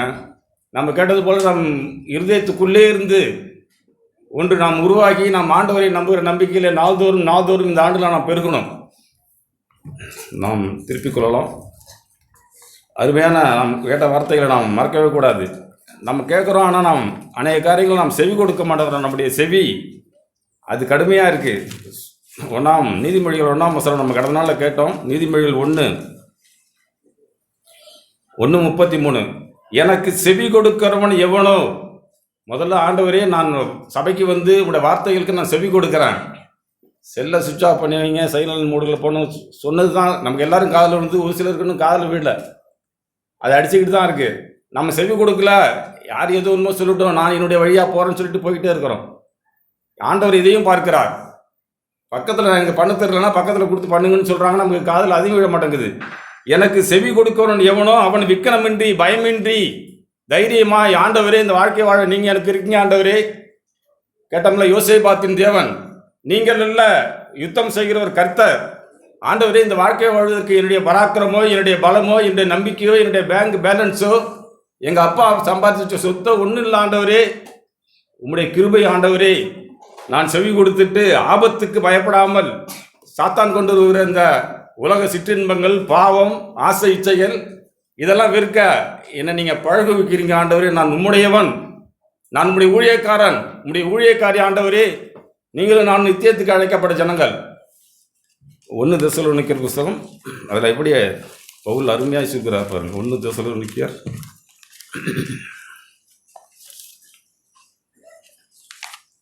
279 பக்கம். 1 தெசலோனிக்கர் 3ஆம் அதிகாரம். நீங்களும் நானும் ஆண்டவரால் தெரிந்து கொள்ளப்பட்ட ஜனங்கள். இப்படிலாம் ஆழமாக நாம் ஆண்டவரை நம்பினோம்னா நமக்கு பயம் வராதுங்க. சாத்தான் எந்த விதத்தில் நமக்கு தொல்லை கொடுத்தாலும், ஆண்டவரே அவனை நான் எதிர்க்க எனக்கு உங்களுடைய கிருபையை தாரும், நான் உங்களுடைய பிள்ளை ஆண்டவரே, உங்களுக்குன்னு வாழ பிறந்தவன் ஆண்டவரே. ஏற்கனவே நான் என்னுடைய மனசு மாம்சத்தின் விரும்பினபடி வாழ்ந்து மரிச்சு போன மனுஷன், என் ஆவி உயிர்ப்பித்து உங்களுக்குன்னு வாழ செய்திருக்கிறீரே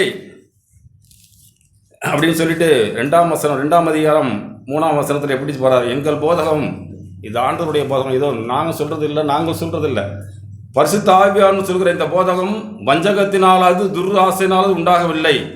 இந்த போதகம் கபடமில்லாத போதகம். இந்த வார்த்தைகள் உண்மையுள்ளது. ஆண்டவர் நம்மையும் உங்களையும் என்னையும் நம்பி தம்மை ஒப்பு கொடுத்தார். ஏதோ சுவிசேஷத்தை சொன்னாங்களே, ஆண்டவரே நீங்கள் இறங்கி வந்து என்னை நித்தியத்துக்கு அழைச்சிட்டு போக இப்படி எனக்கு போதிக்கிறீங்களா ஆண்டவரே, நான் வர என்னை ஆயத்தப்படுத்துறீங்க, நான் ஆயத்தப்படுகிறேன் அப்படின்னு சொன்னோம்னா நாம் தாவீதோடு சேர்ந்து, ஆண்டவரே நான் உம்முடையவன், 119ஆம் சங்கீதத்தை படிச்சு பாருங்க. என்னை உபத்திரவப்படுத்தினீர், அது எனக்கு நல்லது, உம்முடைய உபத்திரத்தினாலே நான் பூரணத்தை நோக்கி வந்தேன் அப்படின்னு சொல்லி அருமையாய் காரியங்களை புரிந்து கொண்டு தாவீது தேவனுக்கென்று வாழ்ந்த மனுஷன். தன் காலத்திலே ஆண்டவருடைய இருதயத்துக்கு ஏற்றவனாய் வாழ்ந்து ஆண்டவருடைய நாமத்தை மகிமைப்படுத்தின மனுஷன். அதுபோல் நீங்களும் நானும், ஆண்டவரே இந்த காலத்திலே நான் உங்களுக்குன்னு வாழ்கிற ஆண்டவரே, என்னை ஒப்புக் கொடுக்கிறேன், நான் உம்முடையவன் ஆண்டவரே, உம்முடைய மகன் ஆண்டவரே, நீர் எங்களுக்காக செய்த அந்த மகா மேன்மையான காரியங்களை புரிந்து கொள்ள என்னுடைய இருதயத்தின் கண்களை திறந்தருளும்.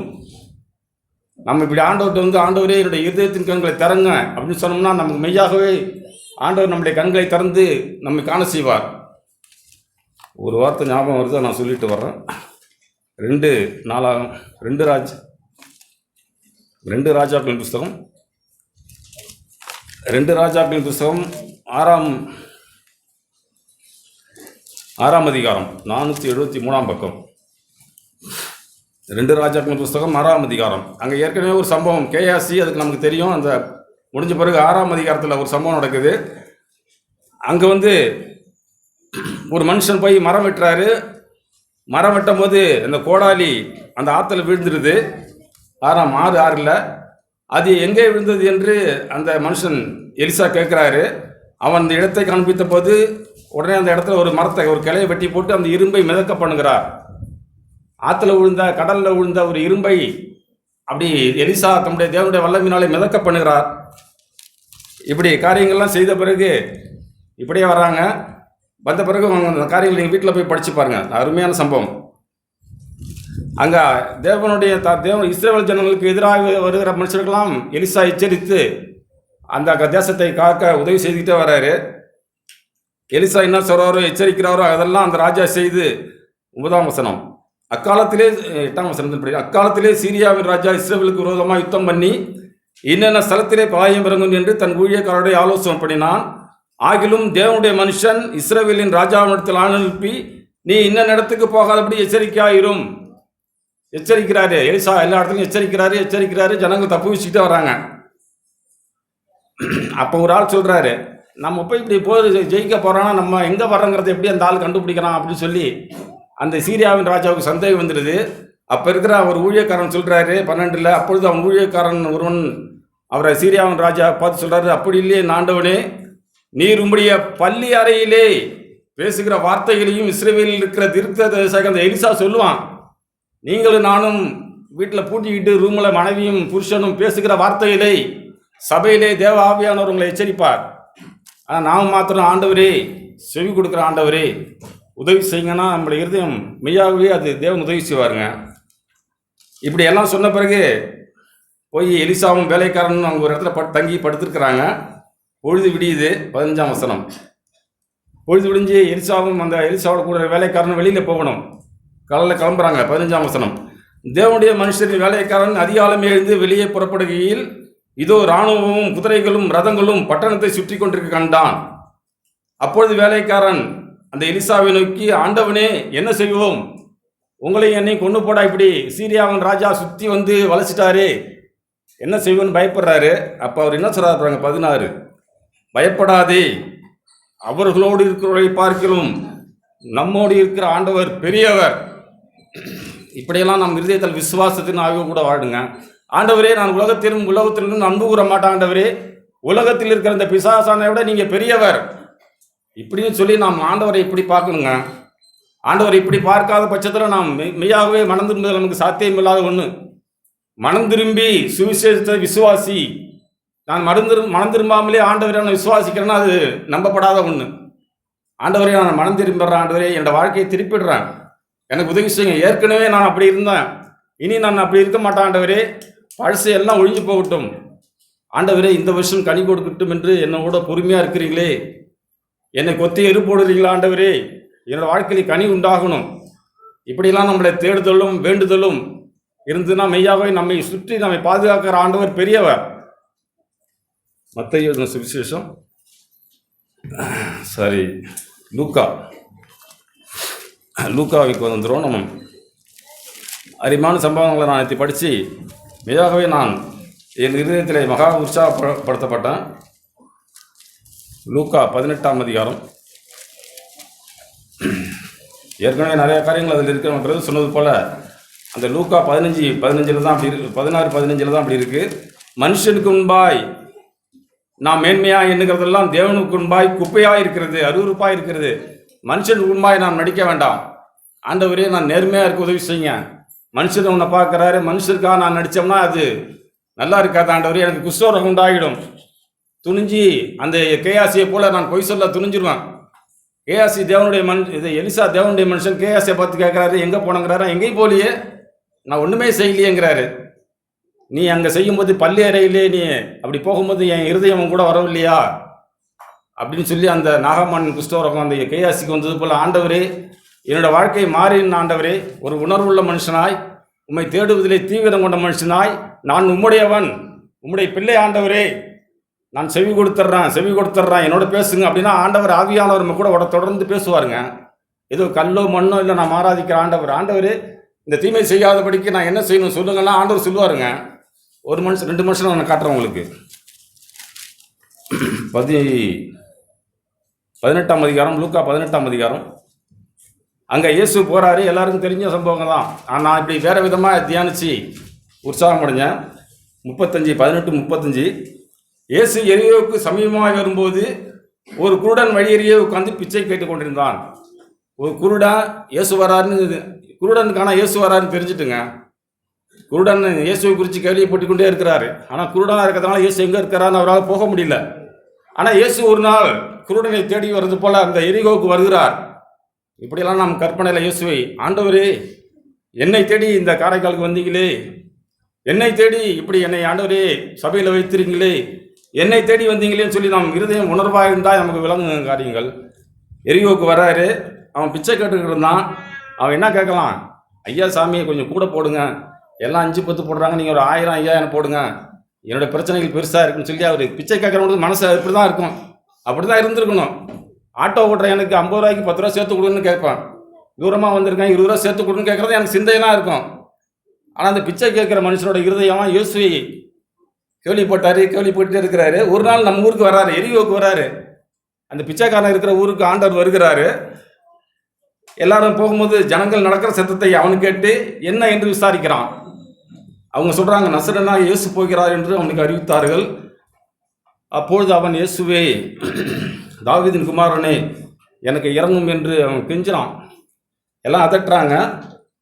அவன் திரும்ப 38ஆம் வசனம், அவன் சத்தமாக மிகவும் அதிகமாய் சத்தம் போடுறான், தேவை உணர்ந்து கதறான், இயேசுவே தாவீதின் குமாரனே எனக்கு இறங்கும், நீங்கள் எங்கள் ஊர் வழியாக போகிறீங்களே, நான் ரட்சிக்கப்பட்டு பரலோகம் வரணுமே, என் கண்களை திறந்துருங்க ஆண்டவரே, நான் உங்களுக்குன்னு வாழ விரும்புகிறேன் அப்படிங்கிறதெல்லாம் அவர் சொல்கிறாரு. உடனே ஆண்டவர் நிற்கிறாருங்க. அங்கே ஒரு பிச்சைக்காரன் கூப்பிட்டு தேவன் நிற்கிறார். ஒரு பரதேசி கூப்பிட்டு ஆண்டவர் நின்று ஏன் கூப்பிட்றான்னு கேளுங்கிறாரு. ஆண்டவரே இப்படி குருடன் கூப்பிட்டோன்னே இயேசு நின்றுட்டுறாருங்க. அவனை கூப்பிட்டு வர்றாரு. நான் உனக்கு என்ன செய்ய வேண்டும்னு கேட்குறாருங்கிறாரு. ஆண்டவரே நான் பார்வை அடைய வேண்டும். இப்படி அவன் கேட்ட உடனே உன்னுடைய விசுவாசம் இப்படியே உனக்கு ஆக கடவுது அப்படின்னு சொல்லி அவனுடைய கண்களை தேவன் திறக்கிறாருங்க. இப்படி ஆண்டவரே இந்த கிறிஸ்துவ வாழ்க்கை வாழ என்னுடைய இருதயத்தின் கண்களை திறந்துருங்க ஆண்டவரே, நீங்கள் எனக்குள்ளா இருக்கிறீங்க ஆண்டவரே, நான் பாவம் செய்ய விரும்பல ஆண்டவரே, என்னை கழுவி சுத்திகரித்துக் கொள்ள எனக்கு நீங்கள் எத்தனையோ சந்தர்ப்பம் கொடுத்துருக்கீங்க ஆண்டவரே, நான் மறக்கிறேன், அல்லல் தட்டுறேன், செவி கொடுக்க மாட்டேங்கிறான், இல்லை கோவப்படுறான், இது 3 தான் நான் செய்கிறேன். அந்த இறைமையா தீர்க்கதரிசி போய் ஜனங்களை எச்சரிப்பார். ஆண்டவரை சொன்ன வார்த்தையும் இப்படி தான் போய் ஜனங்களுக்கு சொல்லுவார். எல்லாம் கேட்பாங்க. அதுக்கு பிறகு இறைமையை கொல்ல அவங்க வழி தேடுவாங்க. இறைமையா 26ஆம் அதிகாரத்தில் இருக்கு, படிச்சு பாருங்க. மனஸ்தாபப்படவே மாட்டாங்க. உடனே அவனுடைய விசுவாசம்படி அவனுக்கு ஆக்கடவுது என்னாரு அவர், அவனுக்கு கண்ணு தெரிஞ்சு போச்சு. மனஸ்தாபப்பட்டிருந்தாரு. இவரை விரும்புகிறாரு. ஆண்டவரே என்ன செய்வேன்னு கேட்குறாரு. நான் பார்வையை அடைய வேண்டும்ங்கிறாரு. உடனே பார்வை அடைவாக உன் விசுவாசம் உன்னை ரசித்தது. ஆண்டவரே இந்த வாழ்க்கையை உங்களால் எனக்கு கையளிக்க முடியும் ஆண்டவரே, நான் மாத்திரம் மனம் திரும்பி விசுவாசித்து நான் திரும்பிடுறேன், என்னோட பழைய வாழ்க்கையை விட்டு திரும்பிடுறேன், புதிய மனுஷனாய் புதிய ஆண்டவரே இந்த ஆண்டை கடக்க எனக்கு அனுக்கிரகம் பண்ணுங்கன்னா தேவன் நம்மோடு கூட இருந்து தொடர்ந்து நம்மை உற்சாகப்படுத்துவார். அதுக்கு அடுத்தது 19ஆம் அதிகாரம். அடுத்த சம்பவம் அருமையான சம்பவம். 19ஆம் அதிகாரம். நீங்களும் நானும் இயேசுவை இப்படி தாங்க பார்க்கணும். இயேசு நமக்கு தெரியும், சத்தியம் தெரியும், வேதம் தெரியும், எனக்கு மனஸ்தாபப்பட தெரியலையே. அந்த சம்பவத்தை படிச்சு இங்கே வரும். எரேமியா 26ஆம் அதிகாரம். எரேமியா புத்தகம் 26ஆம் அதிகாரம்.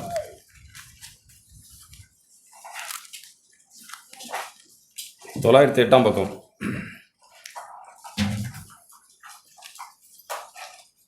ராஜ்யபாரத்தின் துவக்கத்திலே கர்த்தரால் உண்டான வார்த்தை அப்படின்னு சொல்லிட்டு, நீ கர்த்தருடைய ஆலயத்தில் பிராகாரத்தில் நின்று கொண்டு கர்த்தருடைய ஆலயத்திலே பணிய வருகிற யூதாவுடைய பட்டணங்களின் குடிகள் அனைவரோடும் சொல்லும்படி நான் உனக்கு கற்பித்த எல்லா வார்த்தைகளையும் அவருக்கு சொல்லு, ஒரு வார்த்தையும் குறைத்து போடாதே என்று கர்த்தர் சொல்கிறார்.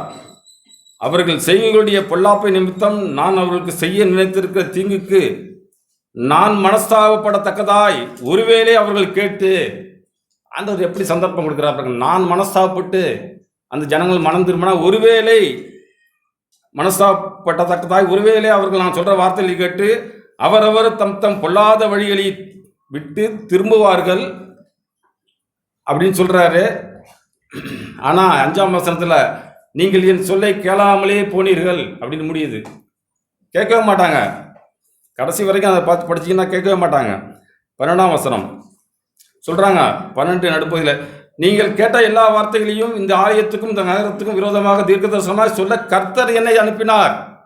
இந்த வேதத்தில் உள்ள வார்த்தைகள்லாம் பரிசுத்த ஆவியானவர் கைப்பட எழுதுனதுங்க. அவர் ஆவியினாலே தேவனுடைய மனுஷர்கள் எழுதுனது. அதனால் ஆண்டவர் சொல்கிற வார்த்தைகளின்படி, ஆண்டவரே என்னோடய வாழ்க்கையை நீங்கள் மாற்ற வல்லமை உள்ள தேவன் ஆண்டவரே, நான் மனஸ்தாபப்பட்டு மனம் திரும்பிடுறேன். யோனாட்ட சொல்லி ஜனங்கள்கிட்ட போய் யோனாவின் அந்த நகரத்துக்கு போய் பிறகு அந்த காரியங்களை சொல்லினாரு. யோனா போய் அந்த நினைவே பட்டணத்துக்கு பிரசங்கித்தாரு. அந்த ஜனங்கள் டக்குன்னு மனம் திரும்பிட்டாங்க.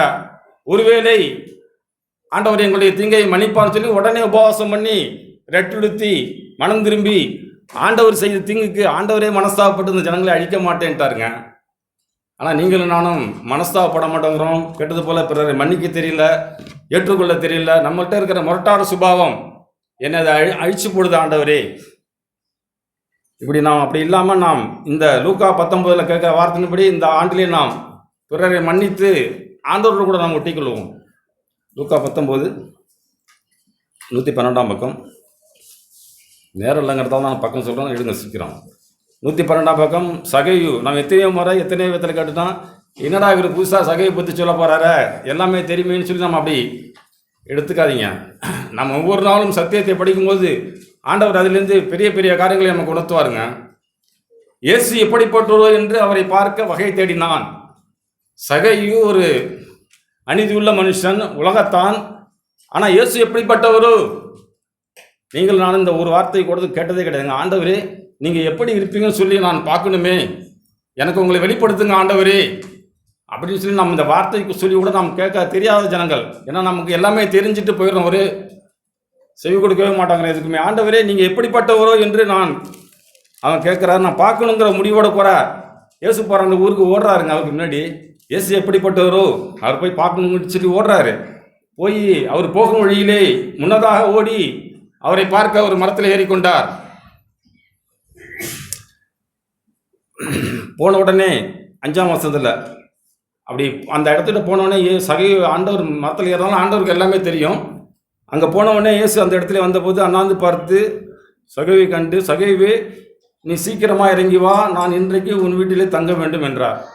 என்ன இது சம்மந்தமே இல்லாமல், அவரும் பாவி பரதேசி, அவன் இயேசுவை பார்க்க தானே ஓடுறாரு. அவன் பார்த்துட்டு அவன் போட்டு போயிருப்பான், இயேசு கடந்து போயிருக்கலாமே. இயேசு நின்று அவனை பார்க்குறாருங்க. ஏன்னா அவன் இருதயத்தில் நான் இயேசுவை பார்க்க வேண்டுமே.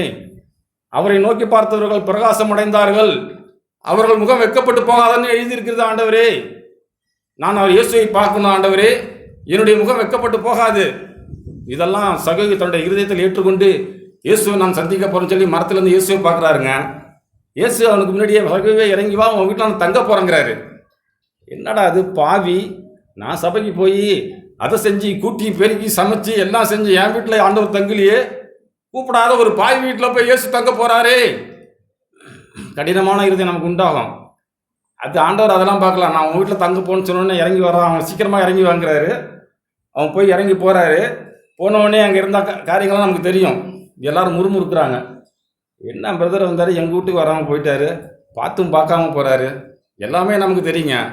அவர் என்ன அவசரத்தில் போகிறாரோ, என்ன அடுத்த வேலையோ அதெல்லாம் தெரியாது. எங்கள் வீட்டை தாண்டி தானே போகிறாரு. என் மேலே அவருக்கு வருத்தம். யாரு மேலேயும் யாருக்கும் வருத்தம் இல்லைங்க.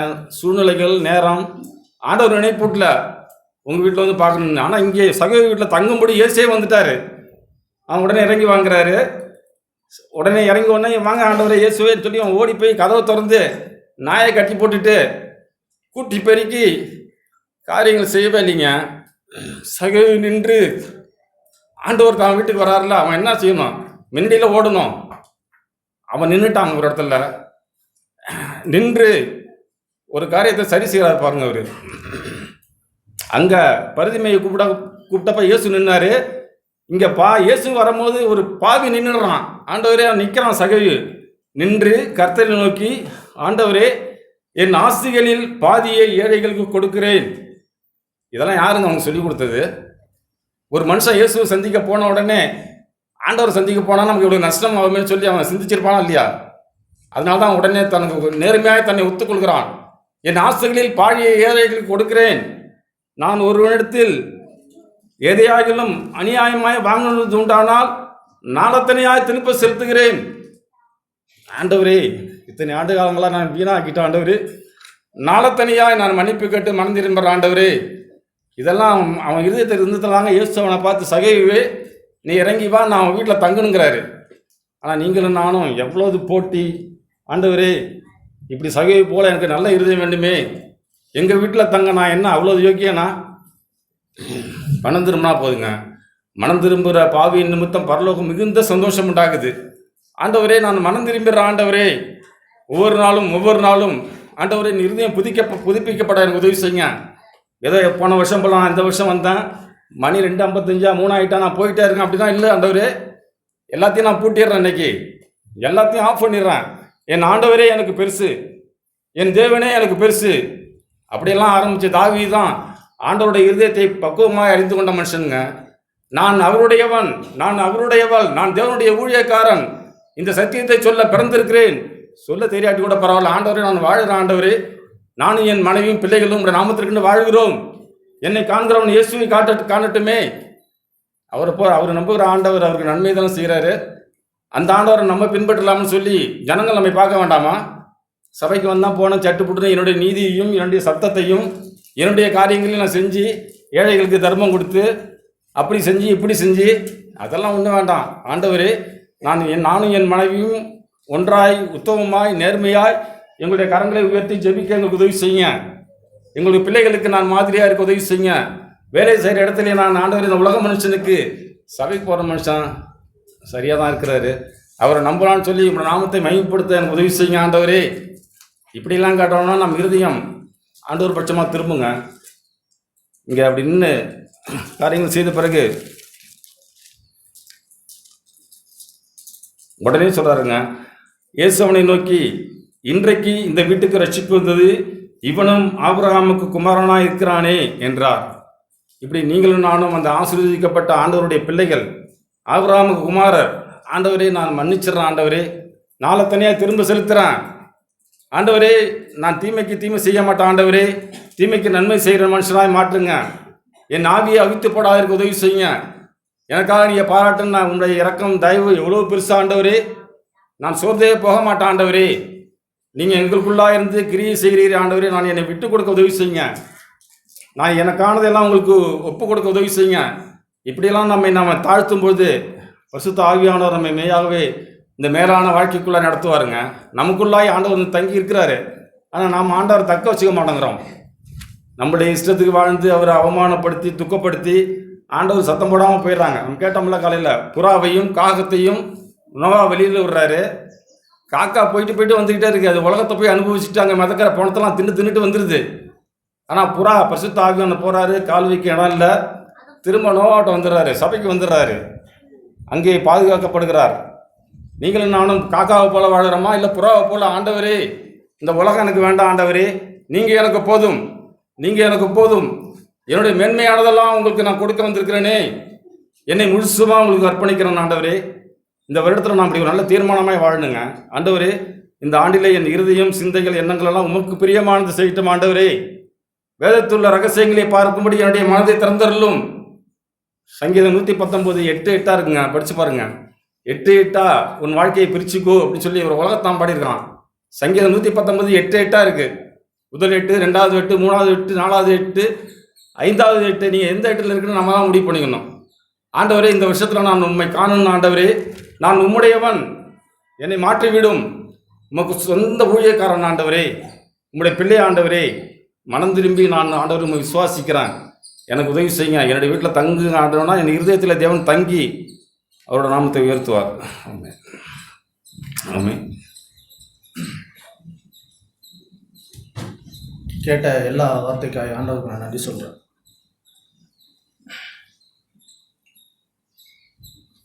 புது வருடத்திலே நாம் பிரவேசிக்கிறோம்.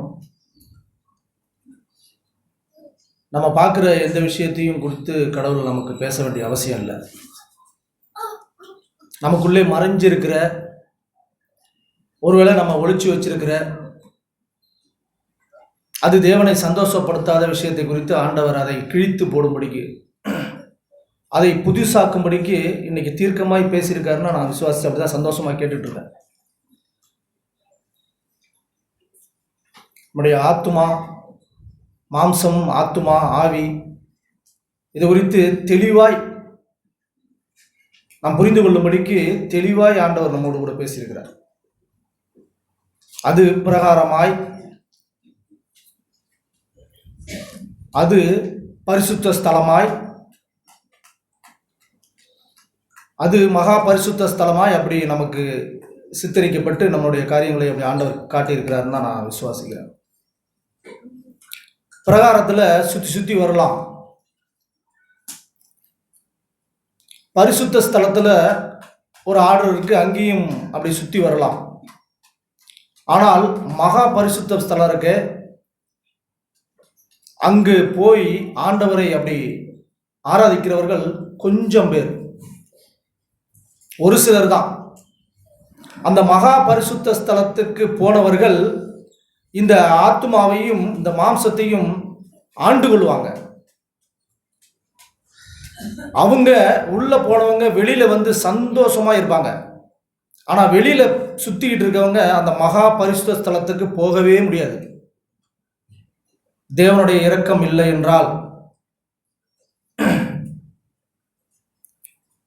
நான் ஒரு சின்னோண்டு ஒரு ஆர்டிக்கல் படித்தேன் இந்த வருஷம் எண்டில்.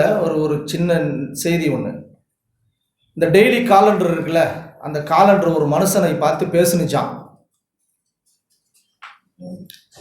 இந்த வருஷத்துல என்ன தவிர வேற என்னத்த நீ செஞ்சு கிழிச்சேன்னு கேட்டுச்சான். கேட்கும் போது ஒரு மாதிரியா இருக்கு. என்னதானே டெய்லி நீ கிழிச்சுக்கிட்டே இருந்த, வேற என்னத்த செஞ்ச?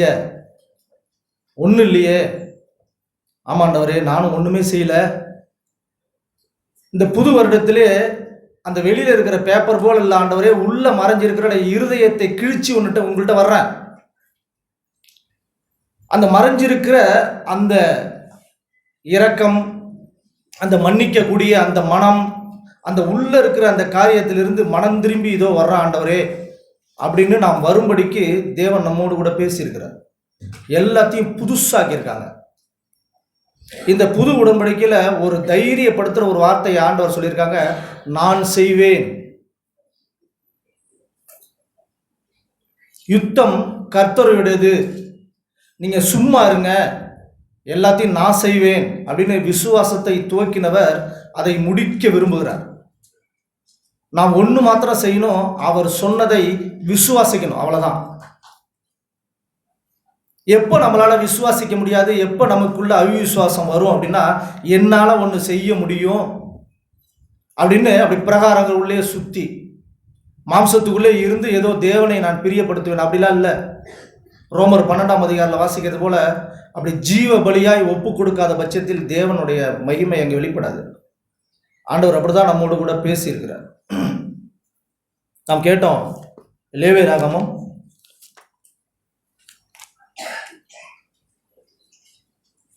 26:13 கொஞ்சம் சீக்கிரமா எடுத்துக்கலாம். ஒரு வார்த்தை மட்டும் சொல்லி முடிச்சுறேன். நீங்கள் எகிப்தியருக்கு அடிமைகளாய் இராதபடிக்கு, அப்போ ஒரு அடிமைத்தனத்தில் இருந்தோம். மாம்சம் நம்மை லாக் பண்ணிருந்துச்சு. ஆவின்னா என்னன்னே நமக்கு தெரியல. தேவனை தேடுகிற ஒரு உணர்வும் ஒரு காரியமும் இல்லை. நான் அவர்கள் தேசத்திலிருந்து உங்களை புறப்பட பண்ணி, அங்கிருந்து உங்களை நான் உயிர்ப்பித்தேன். புறப்பட பண்ணி உங்கள் நுகத்தடிகளை முறித்து உங்களை நிமிர்ந்து நடக்க பண்ணின உங்கள் தேவனாகிய கர்த்தர். உங்களை நிமிர்த்தின அப்படின்னா யாரு குனிஞ்சு இருப்பா அப்படின்னா, வெக்கம் அடைஞ்சவங்களும் செத்து போனவங்களும், ஆவியில செத்து போனவங்களும், அந்த பரிசுத்தத்தை குடித்து வெக்கம் அடைந்தவர்களும், ஒரு உணர்வும் இல்லாத ஒரு ஜனங்களை தலையை தேவனே வந்து நிமிர்த்தினார். நான் ஏதோ அப்படி நிமிர்த்தினேன் அப்படிலாம் ஒண்ணுமே இல்லை. ஆண்டவர் அவர் இறங்கி வந்து என் பக்கத்திலே வந்து என்னை நிமிர்த்தினார். இதுதான் புது உடன்படிக்கை. அப்படிதான் கன்வெர்ட் பண்றாங்க ஆண்டவர். இந்த காரியத்தை எல்லாத்தையும் அப்படி வெளியரங்கமான இருக்கிற அந்த நியாயப்பிரமாணம் செய்ய முடியாததை தேவனே செய்யும்படிக்கு, நியாயப்பிரமாணம் செஞ்சதை எல்லாம் வெளியில காட்டும்படிக்கு எல்லா மனுஷனும் பிரயாசப்படுறாங்க. உண்மை அதுதான். எல்லா மதங்களிலும் எல்லா காரியத்திலையும் நான் பக்தியா இருக்கிறேன் அப்படின்னு வெளியே ஒரு மனுஷனை பார்க்கணும்னா பெருசா தெரியும். இல்லை ஒரு தலையை கூட அப்படி காரியங்களை பண்ணிக்கலாம். ஆனால் உள்ள மனுஷர்களும் 3 கேட்டகரியில் இருப்பாங்க. ஒன்று என்னன்னா, நான் என்ன வேணாலும் செய்வேன், என்னை யாரும் தடுக்க முடியாமல் இருப்பாங்க, பிரகாரமாய் மாம்சத்தில் இருக்கவங்க. இன்னும் ஒரு மக்கள் இருப்பாங்க, அவங்க வந்து மனசாட்சிக்கு பயந்து வாழ்வாங்க. அந்த மனசாட்சிக்கு பயந்து வாழ்கிற வாழ்க்கை என்ன அப்படின்னா, அவன் அதை செஞ்சான், நான் அதை செஞ்சேன், சரிக்கு சரி. இப்படி ஒரு கேட்டகரி, இப்படி ஒரு மக்கள் இருப்பாங்க. ஆனால் ஒரு தெய்வத்துக்கு பயந்த ஒரு மக்கள் எப்படி இருப்பாங்கன்னா, என்ன செஞ்சாலும் தேவனை நாம மையப்படும்படிக்கு நான் அமைதியா இருக்கிறேன். ஏன்னா ஆண்டவருக்கு நடந்தது இல்லாமல் எனக்கு என்ன நடந்துச்சு? அப்படி சிலுவையை அப்படி தெய்வ பயமாய் அப்படி மாத்துறவங்க, அது கெட்டு போறவருக்கு பைத்தியமா இருக்கும். என்ன யாராவது டிஸ்டர்ப் பண்ணா நம்ம எதிர்த்து நிற்பா, அப்படிலாம் இல்லை. அப்படி அது கெட்டு போற பைத்தியமா இருக்கும். ஆனா ரட்சிப்படைந்த நமக்கு அது தேவ பலனா இருக்கும். அதுதான் பலன். உள்ள அப்படி சுத்திகரிக்கப்படுறது தான் தேவ பலன். அப்படி இல்லாத பட்சத்துல நம்ம செய்கிறது எல்லாம் நம்முடைய வெறுமையாக தான் இருக்கும். அது நமக்கு திருப்திப்படுத்தாது. ஆண்டவர் அப்படி தான் சொல்லி அம்மாயி. ஒரு ஸ்திரீ வந்து ஒரு சீமோன் வீட்டில் வந்து ஆண்டவருக்கு அப்படி எல்லாத்தையும் ஊற்றி அப்படி பணிந்து கொள்கிறார். ஆண்டவர் அவளை பார்த்து, இவளை என்னிடத்தில் அதிகமாய் அன்பு கூறுகிறாளே, அதுக்கு என்ன காரணம்? அதிகமாய் மன்னிக்கப்பட்டிருக்கிறாள் சொன்னார். நாம் உண்மையிலே அதிகமாய் மன்னிக்கப்பட்டிருக்கிறதை உணர்ந்தோம் அப்படின்னு சொன்னால் ஆண்டவரிடத்தில் அதிகமாய் அன்பு கூறுவோம், ஜனங்களிடத்திலும் சகோதரனிடத்திலும் எல்லாரும் பார்க்குற இடத்துல எல்லார்ட்டையும் அதிகமாக அன்பு கூறுவோம். ஏன் அப்படின்னா என்னுடைய பாவமே இப்படி இருக்க, பரிசுத்த ஆவியான நமக்கு உள்ளே வரும்போது நமக்கு பாவத்தை குறித்தும் நீதியை குறித்தும் உணர்த்துவார். அது யாருடைய பாவத்தை குறித்தோ உணர்த்துவாங்க அப்படின்லாம் இல்லை. சில பரிசுத்த ஆவியர் பெற்றிருக்கிறோன்னு சொல்கிறவங்க அவங்க பார்க்குறது எல்லாம் இன்னொருத்தவங்களோட பாவத்தை தான். அப்படிலாம் இல்லவே இல்லை. ஆண்டவர் நமக்கு உள்ளே வரும்போது என்னை குறித்து தான் உணர்த்துவாங்களே தவிர நீதியை குறித்து, கிறிஸ்துவை குறித்து என்னையும் கிறிஸ்துவையும் கம்பேர் பண்ணி பார்த்து நீ பாவி அப்படின்னு என்னை ஆண்டவர் உணர செய்வார். நான் பரிசுத்தன் பரிசுத்தன நான் மாறுதட்டிக்க எனக்கு ஒன்றுமே இல்லை. என்னை பரிசுத்தமாய் ஆக்கினவர் அவர். என்னை அப்பா பிதாவே என்று கூப்பிடு அப்படின்னு சொன்னவர் அவர். அவர் இறங்கி வந்ததுனால நான் கூப்பிடுறேன். அவர் பிள்ளையாக்கினவர் அவர். நான் தான் பிள்ளை அப்படின்னு நான் மாறுதட்டிக்க ஒன்றுமே இல்லை. அந்த தெய்வ பயத்தோடு இருக்கிற எந்த மனுஷனுக்கும் ஒரு வாழ்வு உண்டு. அது எங்கே போய் முடியும்னா தேவனிடத்திலிருந்து இரக்கத்தில் போய் முடியும். அந்த மனுஷன் நாம் பாவத்தை மன்னிக்கப்பட்டாச்சு. நம்ம சங்கீதத்தில் கேட்கறது போல எவனுடைய பாவம் மன்னிக்கப்பட்டதோ எவனுடைய பாவத்தை கர்த்தர் என்னாதிக்கிறாரோ மூடாதிருக்கு எல்லாம் பாக்கியவான், ரைட்டு தான். ஆனால் அதனால இப்போ எல்லாம் செய்ய வரையா ரைட்டு தான், உள்ள சந்தோஷம்தான். ஆனாலும் இப்போ நான் ஒரு சில காரியங்களை பார்த்து ஆண்டவர்கிட்ட மன்னிப்பு கேட்கிறவனா இருக்கிறேன்னா அது பாவத்தை மறைக்கிறவன் வாழ்வடைய மாட்டான். அவனுக்கு ஒரு வாழ்க்கை இருக்காது, அது அவனை நடத்தாது, அது தெய்வ பயத்துக்குள்ளே இருக்காது. அதை அறிக்கையிட்டு விட்டு விடுகிறவன், அது ஒரு கீழ்ப்படுகிற ஆண்டவருடைய வார்த்தையை கேட்டு விசுவாசித்து கீழ்ப்படுகிறவனுக்கு ஒரு இரக்கம் கிடைக்கும். அந்த இரக்கத்தை தரதான் தேவன் நம்மேல் பிரியமாக இருக்கிறார். அந்த இரக்கத்தை தர ஆண்டவர் நம்மேல் கிருபையாய் இப்படி பிரியமாய் ஆண்டவர் ஒவ்வொரு காரியங்களையும் இப்படி மத்தியில் வாசிக்கும் போது பூர்வத்தாருக்கு உரைக்கப்பட்டதுன்னா நீங்கள் பழசு அதெல்லாம் கேட்டிருப்பீங்க. அதையெல்லாம் கிட்டத்தட்ட அதை நிறைவேற்றுறது கஷ்டமாக இருந்தாலும் அது ஒரு சில காரியங்களை நிறைவேற்றி பிடிப்பாங்க. நான் உங்களுக்கு சொல்லுகிறேன்னு ஆண்டவர் புதுசாக ஒன்று ஆரம்பித்தாங்க. அந்த சொன்ன எல்லா காரியமும் உள்ளது தான். பாத்திரத்தின் உட்புறத்தை சுத்தப்படுத்தினால் வெளிப்புறம் தானாய் சுத்தமாக்கப்படும். பவுல் அப்போஸ்தலன் ஒரு மனுஷர்கள் கூட்டத்தை பார்த்து வெள்ளை அடிக்கப்பட்ட கல்லறைகளேன்னு பேசுகிறாங்க. வெளியில் வெள்ளையாக இருக்கே, உள்ள என்ன இருக்கோ அப்படிதான். ஆனால் உள்ள ஆண்டவர் உள்ள வெண்மையாக்க விரும்புகிறார்.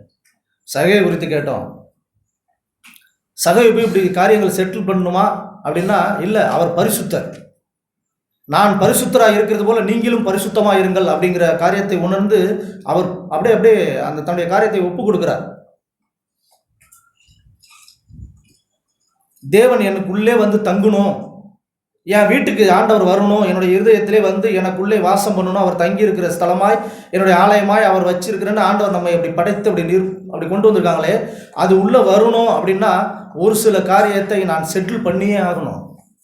மறைச்சி வச்சிருந்தா தேவன் அதில் பிரியப்பட மாட்டார். அங்கே வந்து ஒரு காரியம் இருக்காது.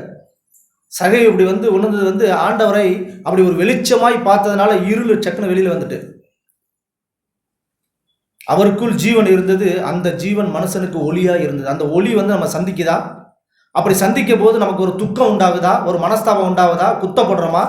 அது தேவனுடைய நீதியை நிறைவேற்ற நமக்கு ஒரு பாதுகாப்பான ஒரு பொக்கிஷமாக இருக்கும். அப்படிதான் நான் விசுவாசிக்கிறேன். ஒரு எபிரேயர் 8ஆம் அதிகாரம் ஒரு 2 வார்த்தை காட்டி நான் உட்கார்றோம். நம்ம எல்லாம் தெரிஞ்ச வார்த்தை தான். எபிரேயர் 8ஆம் அதிகாரம் 12ஆம் வசனத்தில், நான் அவர்கள் அநியாயங்களை கிருபையாய் மன்னித்து அவர்கள் பாவங்களையும் அக்கிரமங்களையும் இனி நினையாமல் இருப்பேன் என்று கர்த்தர் சொல்லுகிறார். இது புது உடன்படிக்கையிலே ஆண்டவர் நமக்கு செய்த வாக்கு. அப்படி ஆண்டவர் புது உடன்படிக்கை என்று அவர் சொல்லி இருக்கிறதுனாலே முந்தினதை பழமையாக்கினார். பழமையானதும் நாள்பட்டதுமாய் இருக்கிறது, உருவழிந்து போக காலம் சமீபமாக இருக்கு, அது இப்போ வந்திருக்குன்னு சொல்றாங்க. உங்களுக்குள்ள இந்த பழைய வாழ்க்கை, பழைய கசப்பு, பழைய மன்னிக்க முடியாதது, பழைய மன்னிப்பு கேட்காதது உள்ள ஒளிஞ்சிருக்கே ஒரு காரியம், அதை வச்சுக்கிட்டு நித்திய ஜீவனை அடையும்படிக்கு ஆண்டவர்கிட்ட உடையாற முடியாது. ஒரு மனுஷன் அப்படிதான் வந்தான். எல்லா நீதியும் நிறைவேற்றினவனாய் சந்தோஷமாய் தேவனிடத்தில் உடையாந்து, ஆண்டவரே நித்திய ஜீவன் எனக்கு வேணும், பூரண சற்குணர்னா நான் இருக்கணும், உம்மிடத்தில் எனக்கு ஒரு பங்கு வேணும், நான் என்ன செய்யணும் ஆண்டவரே? நீ செஞ்சது எல்லாம் அவுட்ஸ்டாண்டர்ட், சூப்பர், எல்லாம் கரெக்டு தான். ஆனால் உள்ள ஒன்று மறைஞ்சிருக்கே, அதை சரி பண்ணிட்டு என்னோட வா அப்படின்னு சொன்னோன்னே அந்த மனுஷன் துக்கத்தோடே போயிட்டான். அவனுக்கு ஒரு வாழ்வு அடையல. அவன் தாண்டவரோட அப்படி செட்டில் ஆகலை. இப்போ சகையை வந்து கேட்டது போல சகை காரியங்கள்லாம் அப்படி போனாக்கா அவன் சகையை குறித்து நம்ம பேசியிருக்க மாட்டோம். அந்த காரியங்களை இயேசு நின்று அண்ணார்ந்து பார்த்தது போல தலை குனிந்த அந்த சகையையும் இயேசுவை அண்ணார்ந்து பார்த்து அவனும் நின்றுட்டான். ஒரு காரியத்தை எப்படி பரிசுத்தர் எனக்குள்ளே வரணும் தங்குன்னு நினைக்கிறாரே, வரேன்னு சொல்கிறாங்களே, ஏதோ வாசல் படி நின்று கதவை தட்டுகிறேன்னு சொல்கிறாங்களே, நான் எல்லாத்தையும் செட்டில் பண்ணிவிட்டு ஆண்டவர் வந்து அமர பண்ணணும். நான் உட்கார்ந்துருக்கிற இடத்த இறங்கி சுத்தம் பண்ணிவிட்டு நான் நல்ல ஆண்டவரே ஹம்பிளாக வந்து ஆண்டவரை அப்படி ஆனஸ் பண்ணுற மாதிரி ஆண்டவரை வந்து அப்படி காரியங்களை வந்து அப்படி வைக்கணும். அப்படிதான் தேவன் நம்மை அப்படி நடத்த விரும்புகிறார். இந்த புது வருடத்திலே அப்படி ஒரு புத்தாண்டை அப்படி நம்மை கடந்து போய் அப்படி வர்றது எல்லாமே ஆண்டவர் சொல்கிறாங்க, வருஷத்தை நன்மையினால் முடிசூட்டுகிறேன்னு சொல்கிறாங்க. அந்த நன்மை வெளியில் ஏதோ இந்த வருஷத்தில் எனக்கு பெருசாக அப்படி கிடைச்சிரும் அப்படிலாம் இல்லை. உள்ளதான் நன்மை, உள்ள நாசரத்திலேருந்து வருகிற நன்மை உள்ளதான் ஒன்று வந்து செய்யும். அது யாருமே பார்த்துருக்க முடியாது. அப்படி ஒரு நன்மையே வந்ததில்லை இது வரைக்கும். இந்த நன்மையை கண்டடைந்து வாழுகிற நமக்கு ஒரு பாக்கியவனாய் நம்ம இருக்கிறோம். இம்மானுவேல் நம்மோடு கூட வந்து நம்மை நடத்த விரும்புகிறார். நான் செய்வேன்னு சொல்லியிருக்கிறார். நீ பயப்படாத, நீ கலங்காத, உன்னால் இது முடியாது, நான் செய்வேன்னு சொல்கிறாங்க ஆண்டவர். யோவான்ல அப்படிதான், என்னை எல்லாமல் உங்களால் ஒன்றுமே செய்ய முடியாது, நான் உங்களை தெரிந்து கொண்டேன்னு ஆண்டவர் சொல்லி அப்படி தொடர்ந்து நம்மை நடத்த விரும்புகிறார். அப்படி புது உடன்படிக்கை என்று சொல்றதுனால அவர் நமக்கு சப்போர்ட் பண்ணுகிறவராக இருக்கிறார். இந்த எபிரேயர் 4ஆம் அதிகாரம் 15ஆம் வசனத்தில் இது நமக்கு தெரிஞ்ச வார்த்தை தான். நம்முடைய பலவீனங்களை குறித்து பரிதபிக்க கூடாத பிரதான ஆசாரியர் நமக்கு இராமல் எல்லா விதத்திலும் நம்மை போல் சோதிக்கப்பட்டும் பாவமில்லாது இருக்கிற பிரதான ஆசாரியர் நமக்கு இருக்கிறார்.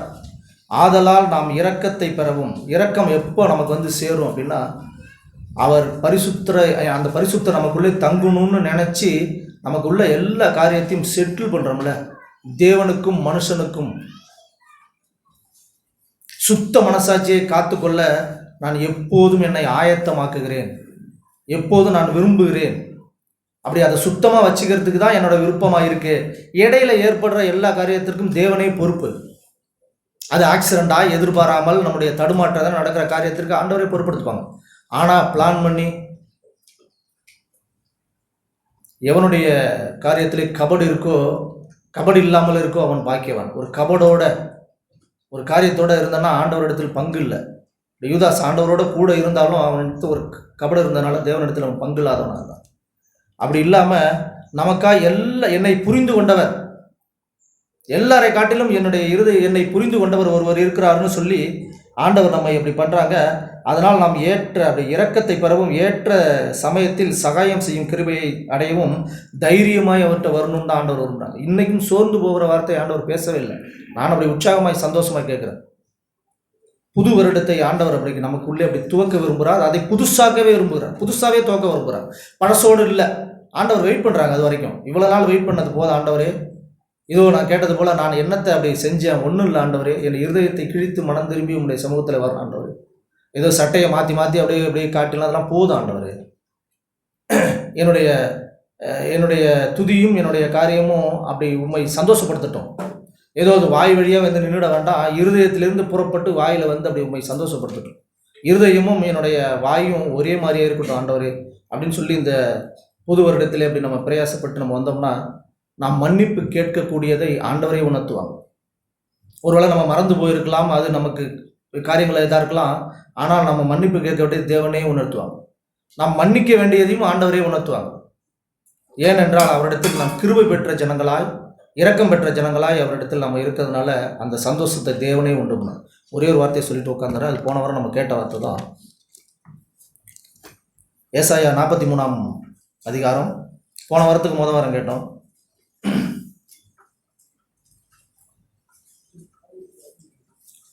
இப்பொழுதும் யாக்கோபே, உன்னை சிருஷ்டித்தவரும் இஸ்ரவேலே உன்னை உருவாக்கினவருமாகிய கர்த்தர் சொல்லுகிறாவது, பயப்படாதே, உன்னை மீட்டு கொண்டேன், உன்னை பெயர் சொல்லி அடைத்தேன், நீ என்னுடையவன். ஆண்டவர் எல்லாத்தையும் இப்படி காரியங்கள்லாம் பண்ணி இப்படி வாங்க அப்படின்னு சொல்கிறதுக்கு என்னதான் இருக்குது? என் மேலே ஆண்டவர் அதிகாரமாக அப்படி இருக்கிறாங்களா? அப்படிலாம் இல்லை. ஆண்டவருடைய அன்பு பெருசாக இருக்குது நம்ம மேலே. அதனால தான் இந்த ஒரு அன்புக்குள்ளே ஆண்டவர் நம்ம இப்படி வளைத்து அவருடைய நன்மையை நாம் புசிக்கும்படிக்கு, அந்த பரத்திலிருந்து வருகிற அந்த ஆவிக்குரிய நன்மைகளை நாம் புசித்து சந்தோஷமாய் வாழும்படிக்கு, யாருக்கும் பயப்படாமல் ஒரு ஆத்துமாவிலே ஒரு ஆவியோடு கூடி ஆண்டவரை ஆராதனை செய்யக்கூடிய ஒரு காரியத்திலே வரணும்னு. ஏற்கனவே ஆவி செத்து போயிருச்சு, மாம்சம் பிழைச்சிது. இப்போ ஆவியை உயிர்ப்பித்த ஆண்டவர் மாம்சத்தை சாகடிக்க விரும்புகிறார். ஒன்று செத்தா ஒன்று பிழைக்கும். இதுதான் நம்மளுடைய காரியங்கள். அப்படி இருந்து தேவனுடைய நாமத்தை மையப்படுத்தும்படிக்கு ஆண்டவர் யாக்கோபை சிருஷ்டித்தார். ஆனால் இஸ்ரவேலை ஆண்டவர் உருவாக்குகிறார். யாக்கோபை எத்தனா இருந்து எவ்வளோ காரியங்கள் இருந்தால், ஆனால் யாக்கோபை தேவன் தெரிந்து கொண்டது நிமித்தம் முன்குறித்து அழைத்தாரே, ஏசாயை வெறுத்து யாக்கோபை அழைத்தாரே, அதை நிறைவேற்றும்படிக்கு அங்கே இஸ்ரவேலாய் மாற்றி உருவாக்குகிறார். தேவன் நம்மை உருவாக்குகிறார், அவருக்கு பிரியமாய் உருவாக்குகிறார். உருவாக்கி என்ன சொல்கிறாருன்னா, பயப்படாத, அது ஒன்றால் முடியாத, நான் செய்வேன்னு புது அப்படி உடன்படிக்கையில் அப்படி ஆண்டவர் அப்படி சொல்கிறாங்க. அவர் மத்தியஸ்தராக இருந்து நம்முடைய விசுவாசம் ஒழிந்து போகாத அப்படி பிதாவிடம் பரிந்து பேசி அப்படி காரியங்கள் பண்ணுறாங்க. 3ஆம் வசனத்தில் நடுப்பகுதியில், உன்னை மீட்கும் பொருளாய் எகிப்தையும் உனக்கு ஈடாக எத்தியோப்பியாவையும் சோபாவையும் உனக்கு கொடுத்தேன். நீ என் பார்வைக்கு அருமையானபடினால் கனம் பெற்றாய். நானும் உன்னை சிநேகித்தேன், ஆதலால் உனக்கு பதிலாக மனுஷர்களையும் உனக்கு ஈடாய் ஜீவனையும் கொடுத்தேன்னு இதில் இருக்கு. ஆனால் என்னுடைய பாவத்திற்கு பதிலாய் பரிகாரியா இயேசுவே சொந்த குமாரனையே கொடுத்தார். என்னை மீட்டுக் கொள்ளும் பொருட்டாக, என்னுடைய ஜீவன் அழிவுக்கு போனதை அப்படி கோபாக்கினி பிள்ளையாக இருந்த என்னை அவர் மீட்டுக் கொள்ளும் பொருட்டு எபேசியர் 2ஆம் அதிகாரத்தில் கேட்டது போல அப்படி செத்து போயிருந்த நம்மை உயிர்ப்பித்தார் தேவன்.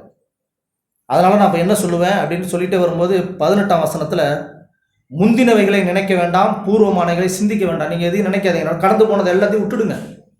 நீங்கள் இதை குறித்து எதுவுமே இருக்க வேண்டாம். இதோ நான் புதிய காரியத்தை செய்கிறேன், அது இப்பொழுதே தோன்றும். இப்பொழுதே ஆண்டவர் நம்மோடு கூட பேசியிருக்கிறாரா? இந்த காரியத்தை எல்லாவற்றையும் புதுப்பித்து தேவன் நம்மோடு கூட நடந்து அவருடைய நாமத்தை மகிமைப்படுத்த விரும்புகிறாரா? அதுக்கு கீழ்ப்படிந்து, ஆண்டவரே இதோ நான் அடிமை, ஆண்டவரே நீங்கள் நடத்துங்க அப்படின்னு ஒப்பு கொடுக்கும்பொழுது நம்முடைய வாழ்க்கையில் ஒரு சுபிட்சம் உண்டாகும். அந்த சுபிட்சம் என்னன்னா, நீங்கள் அதை அறியீர்களா? நான் வனாந்தரத்திலே வழியையும் அவாந்தர வழியிலே ஆறுகளையும் உண்டாக்குவேன். அது நடக்கவே நடக்காது, ஆனால் நான் செய்வேன்னு சொல்கிறாங்க ஆண்டவர். ஒரு காட்டு பகுதியில் ஒரு பாதையை நான் உண்டு பண்ணுவேன். கோணலாக இருக்கிறியா, தாறுமாறாக இருக்கிறியா, உன்னுடைய காரியங்கள் அப்படி தான் இருக்கா? ஆண்டவரே நீங்கள் சொல்லுங்க, நான் கேட்குறேன்னு கீழ்படி. உன்னுடைய வாழ்க்கையில் ஒரு சுபிட்சம் உண்டாகும். நான் செய்வேன். நான் தெரிந்து கொண்ட என் ஜனத்தின் தாகத்திற்கு வனாந்தரத்தில் தண்ணீர்களையும் அவாந்தர வழிகளையும் ஆறுகளை உண்டாக்குவேன். அப்படி காரியங்கள் எல்லாத்தையும் நான் செய்வேன். ஏன் அப்படின்னா, இந்த ஜனத்தை எனக்கென்று ஏற்படுத்தினேன், இவர்கள் என்னுடைய துதியை சொல்லி வருவார்கள். ஆண்டவருடைய துதியை சொல்கிறதுனா ஏதோ அப்படி துதி நேரத்தில் வந்து துதிக்கிறது அப்படி இல்லை. தேவனுடைய நாமம் என் வாழ்விலே மகிமைப்படட்டும் எப்பொழுது நினைக்கிற எந்த மனுஷனோடு கூட தேவன் இருந்து நம்மை தொடர்ந்து நடத்த விரும்புகிறார். ஆண்டவர் தாமே அந்த வாழ்க்கையை அவரே தந்து ஆசீர்வதிப்பார் என்று நம்பிக்கையாக இருக்கிறார்.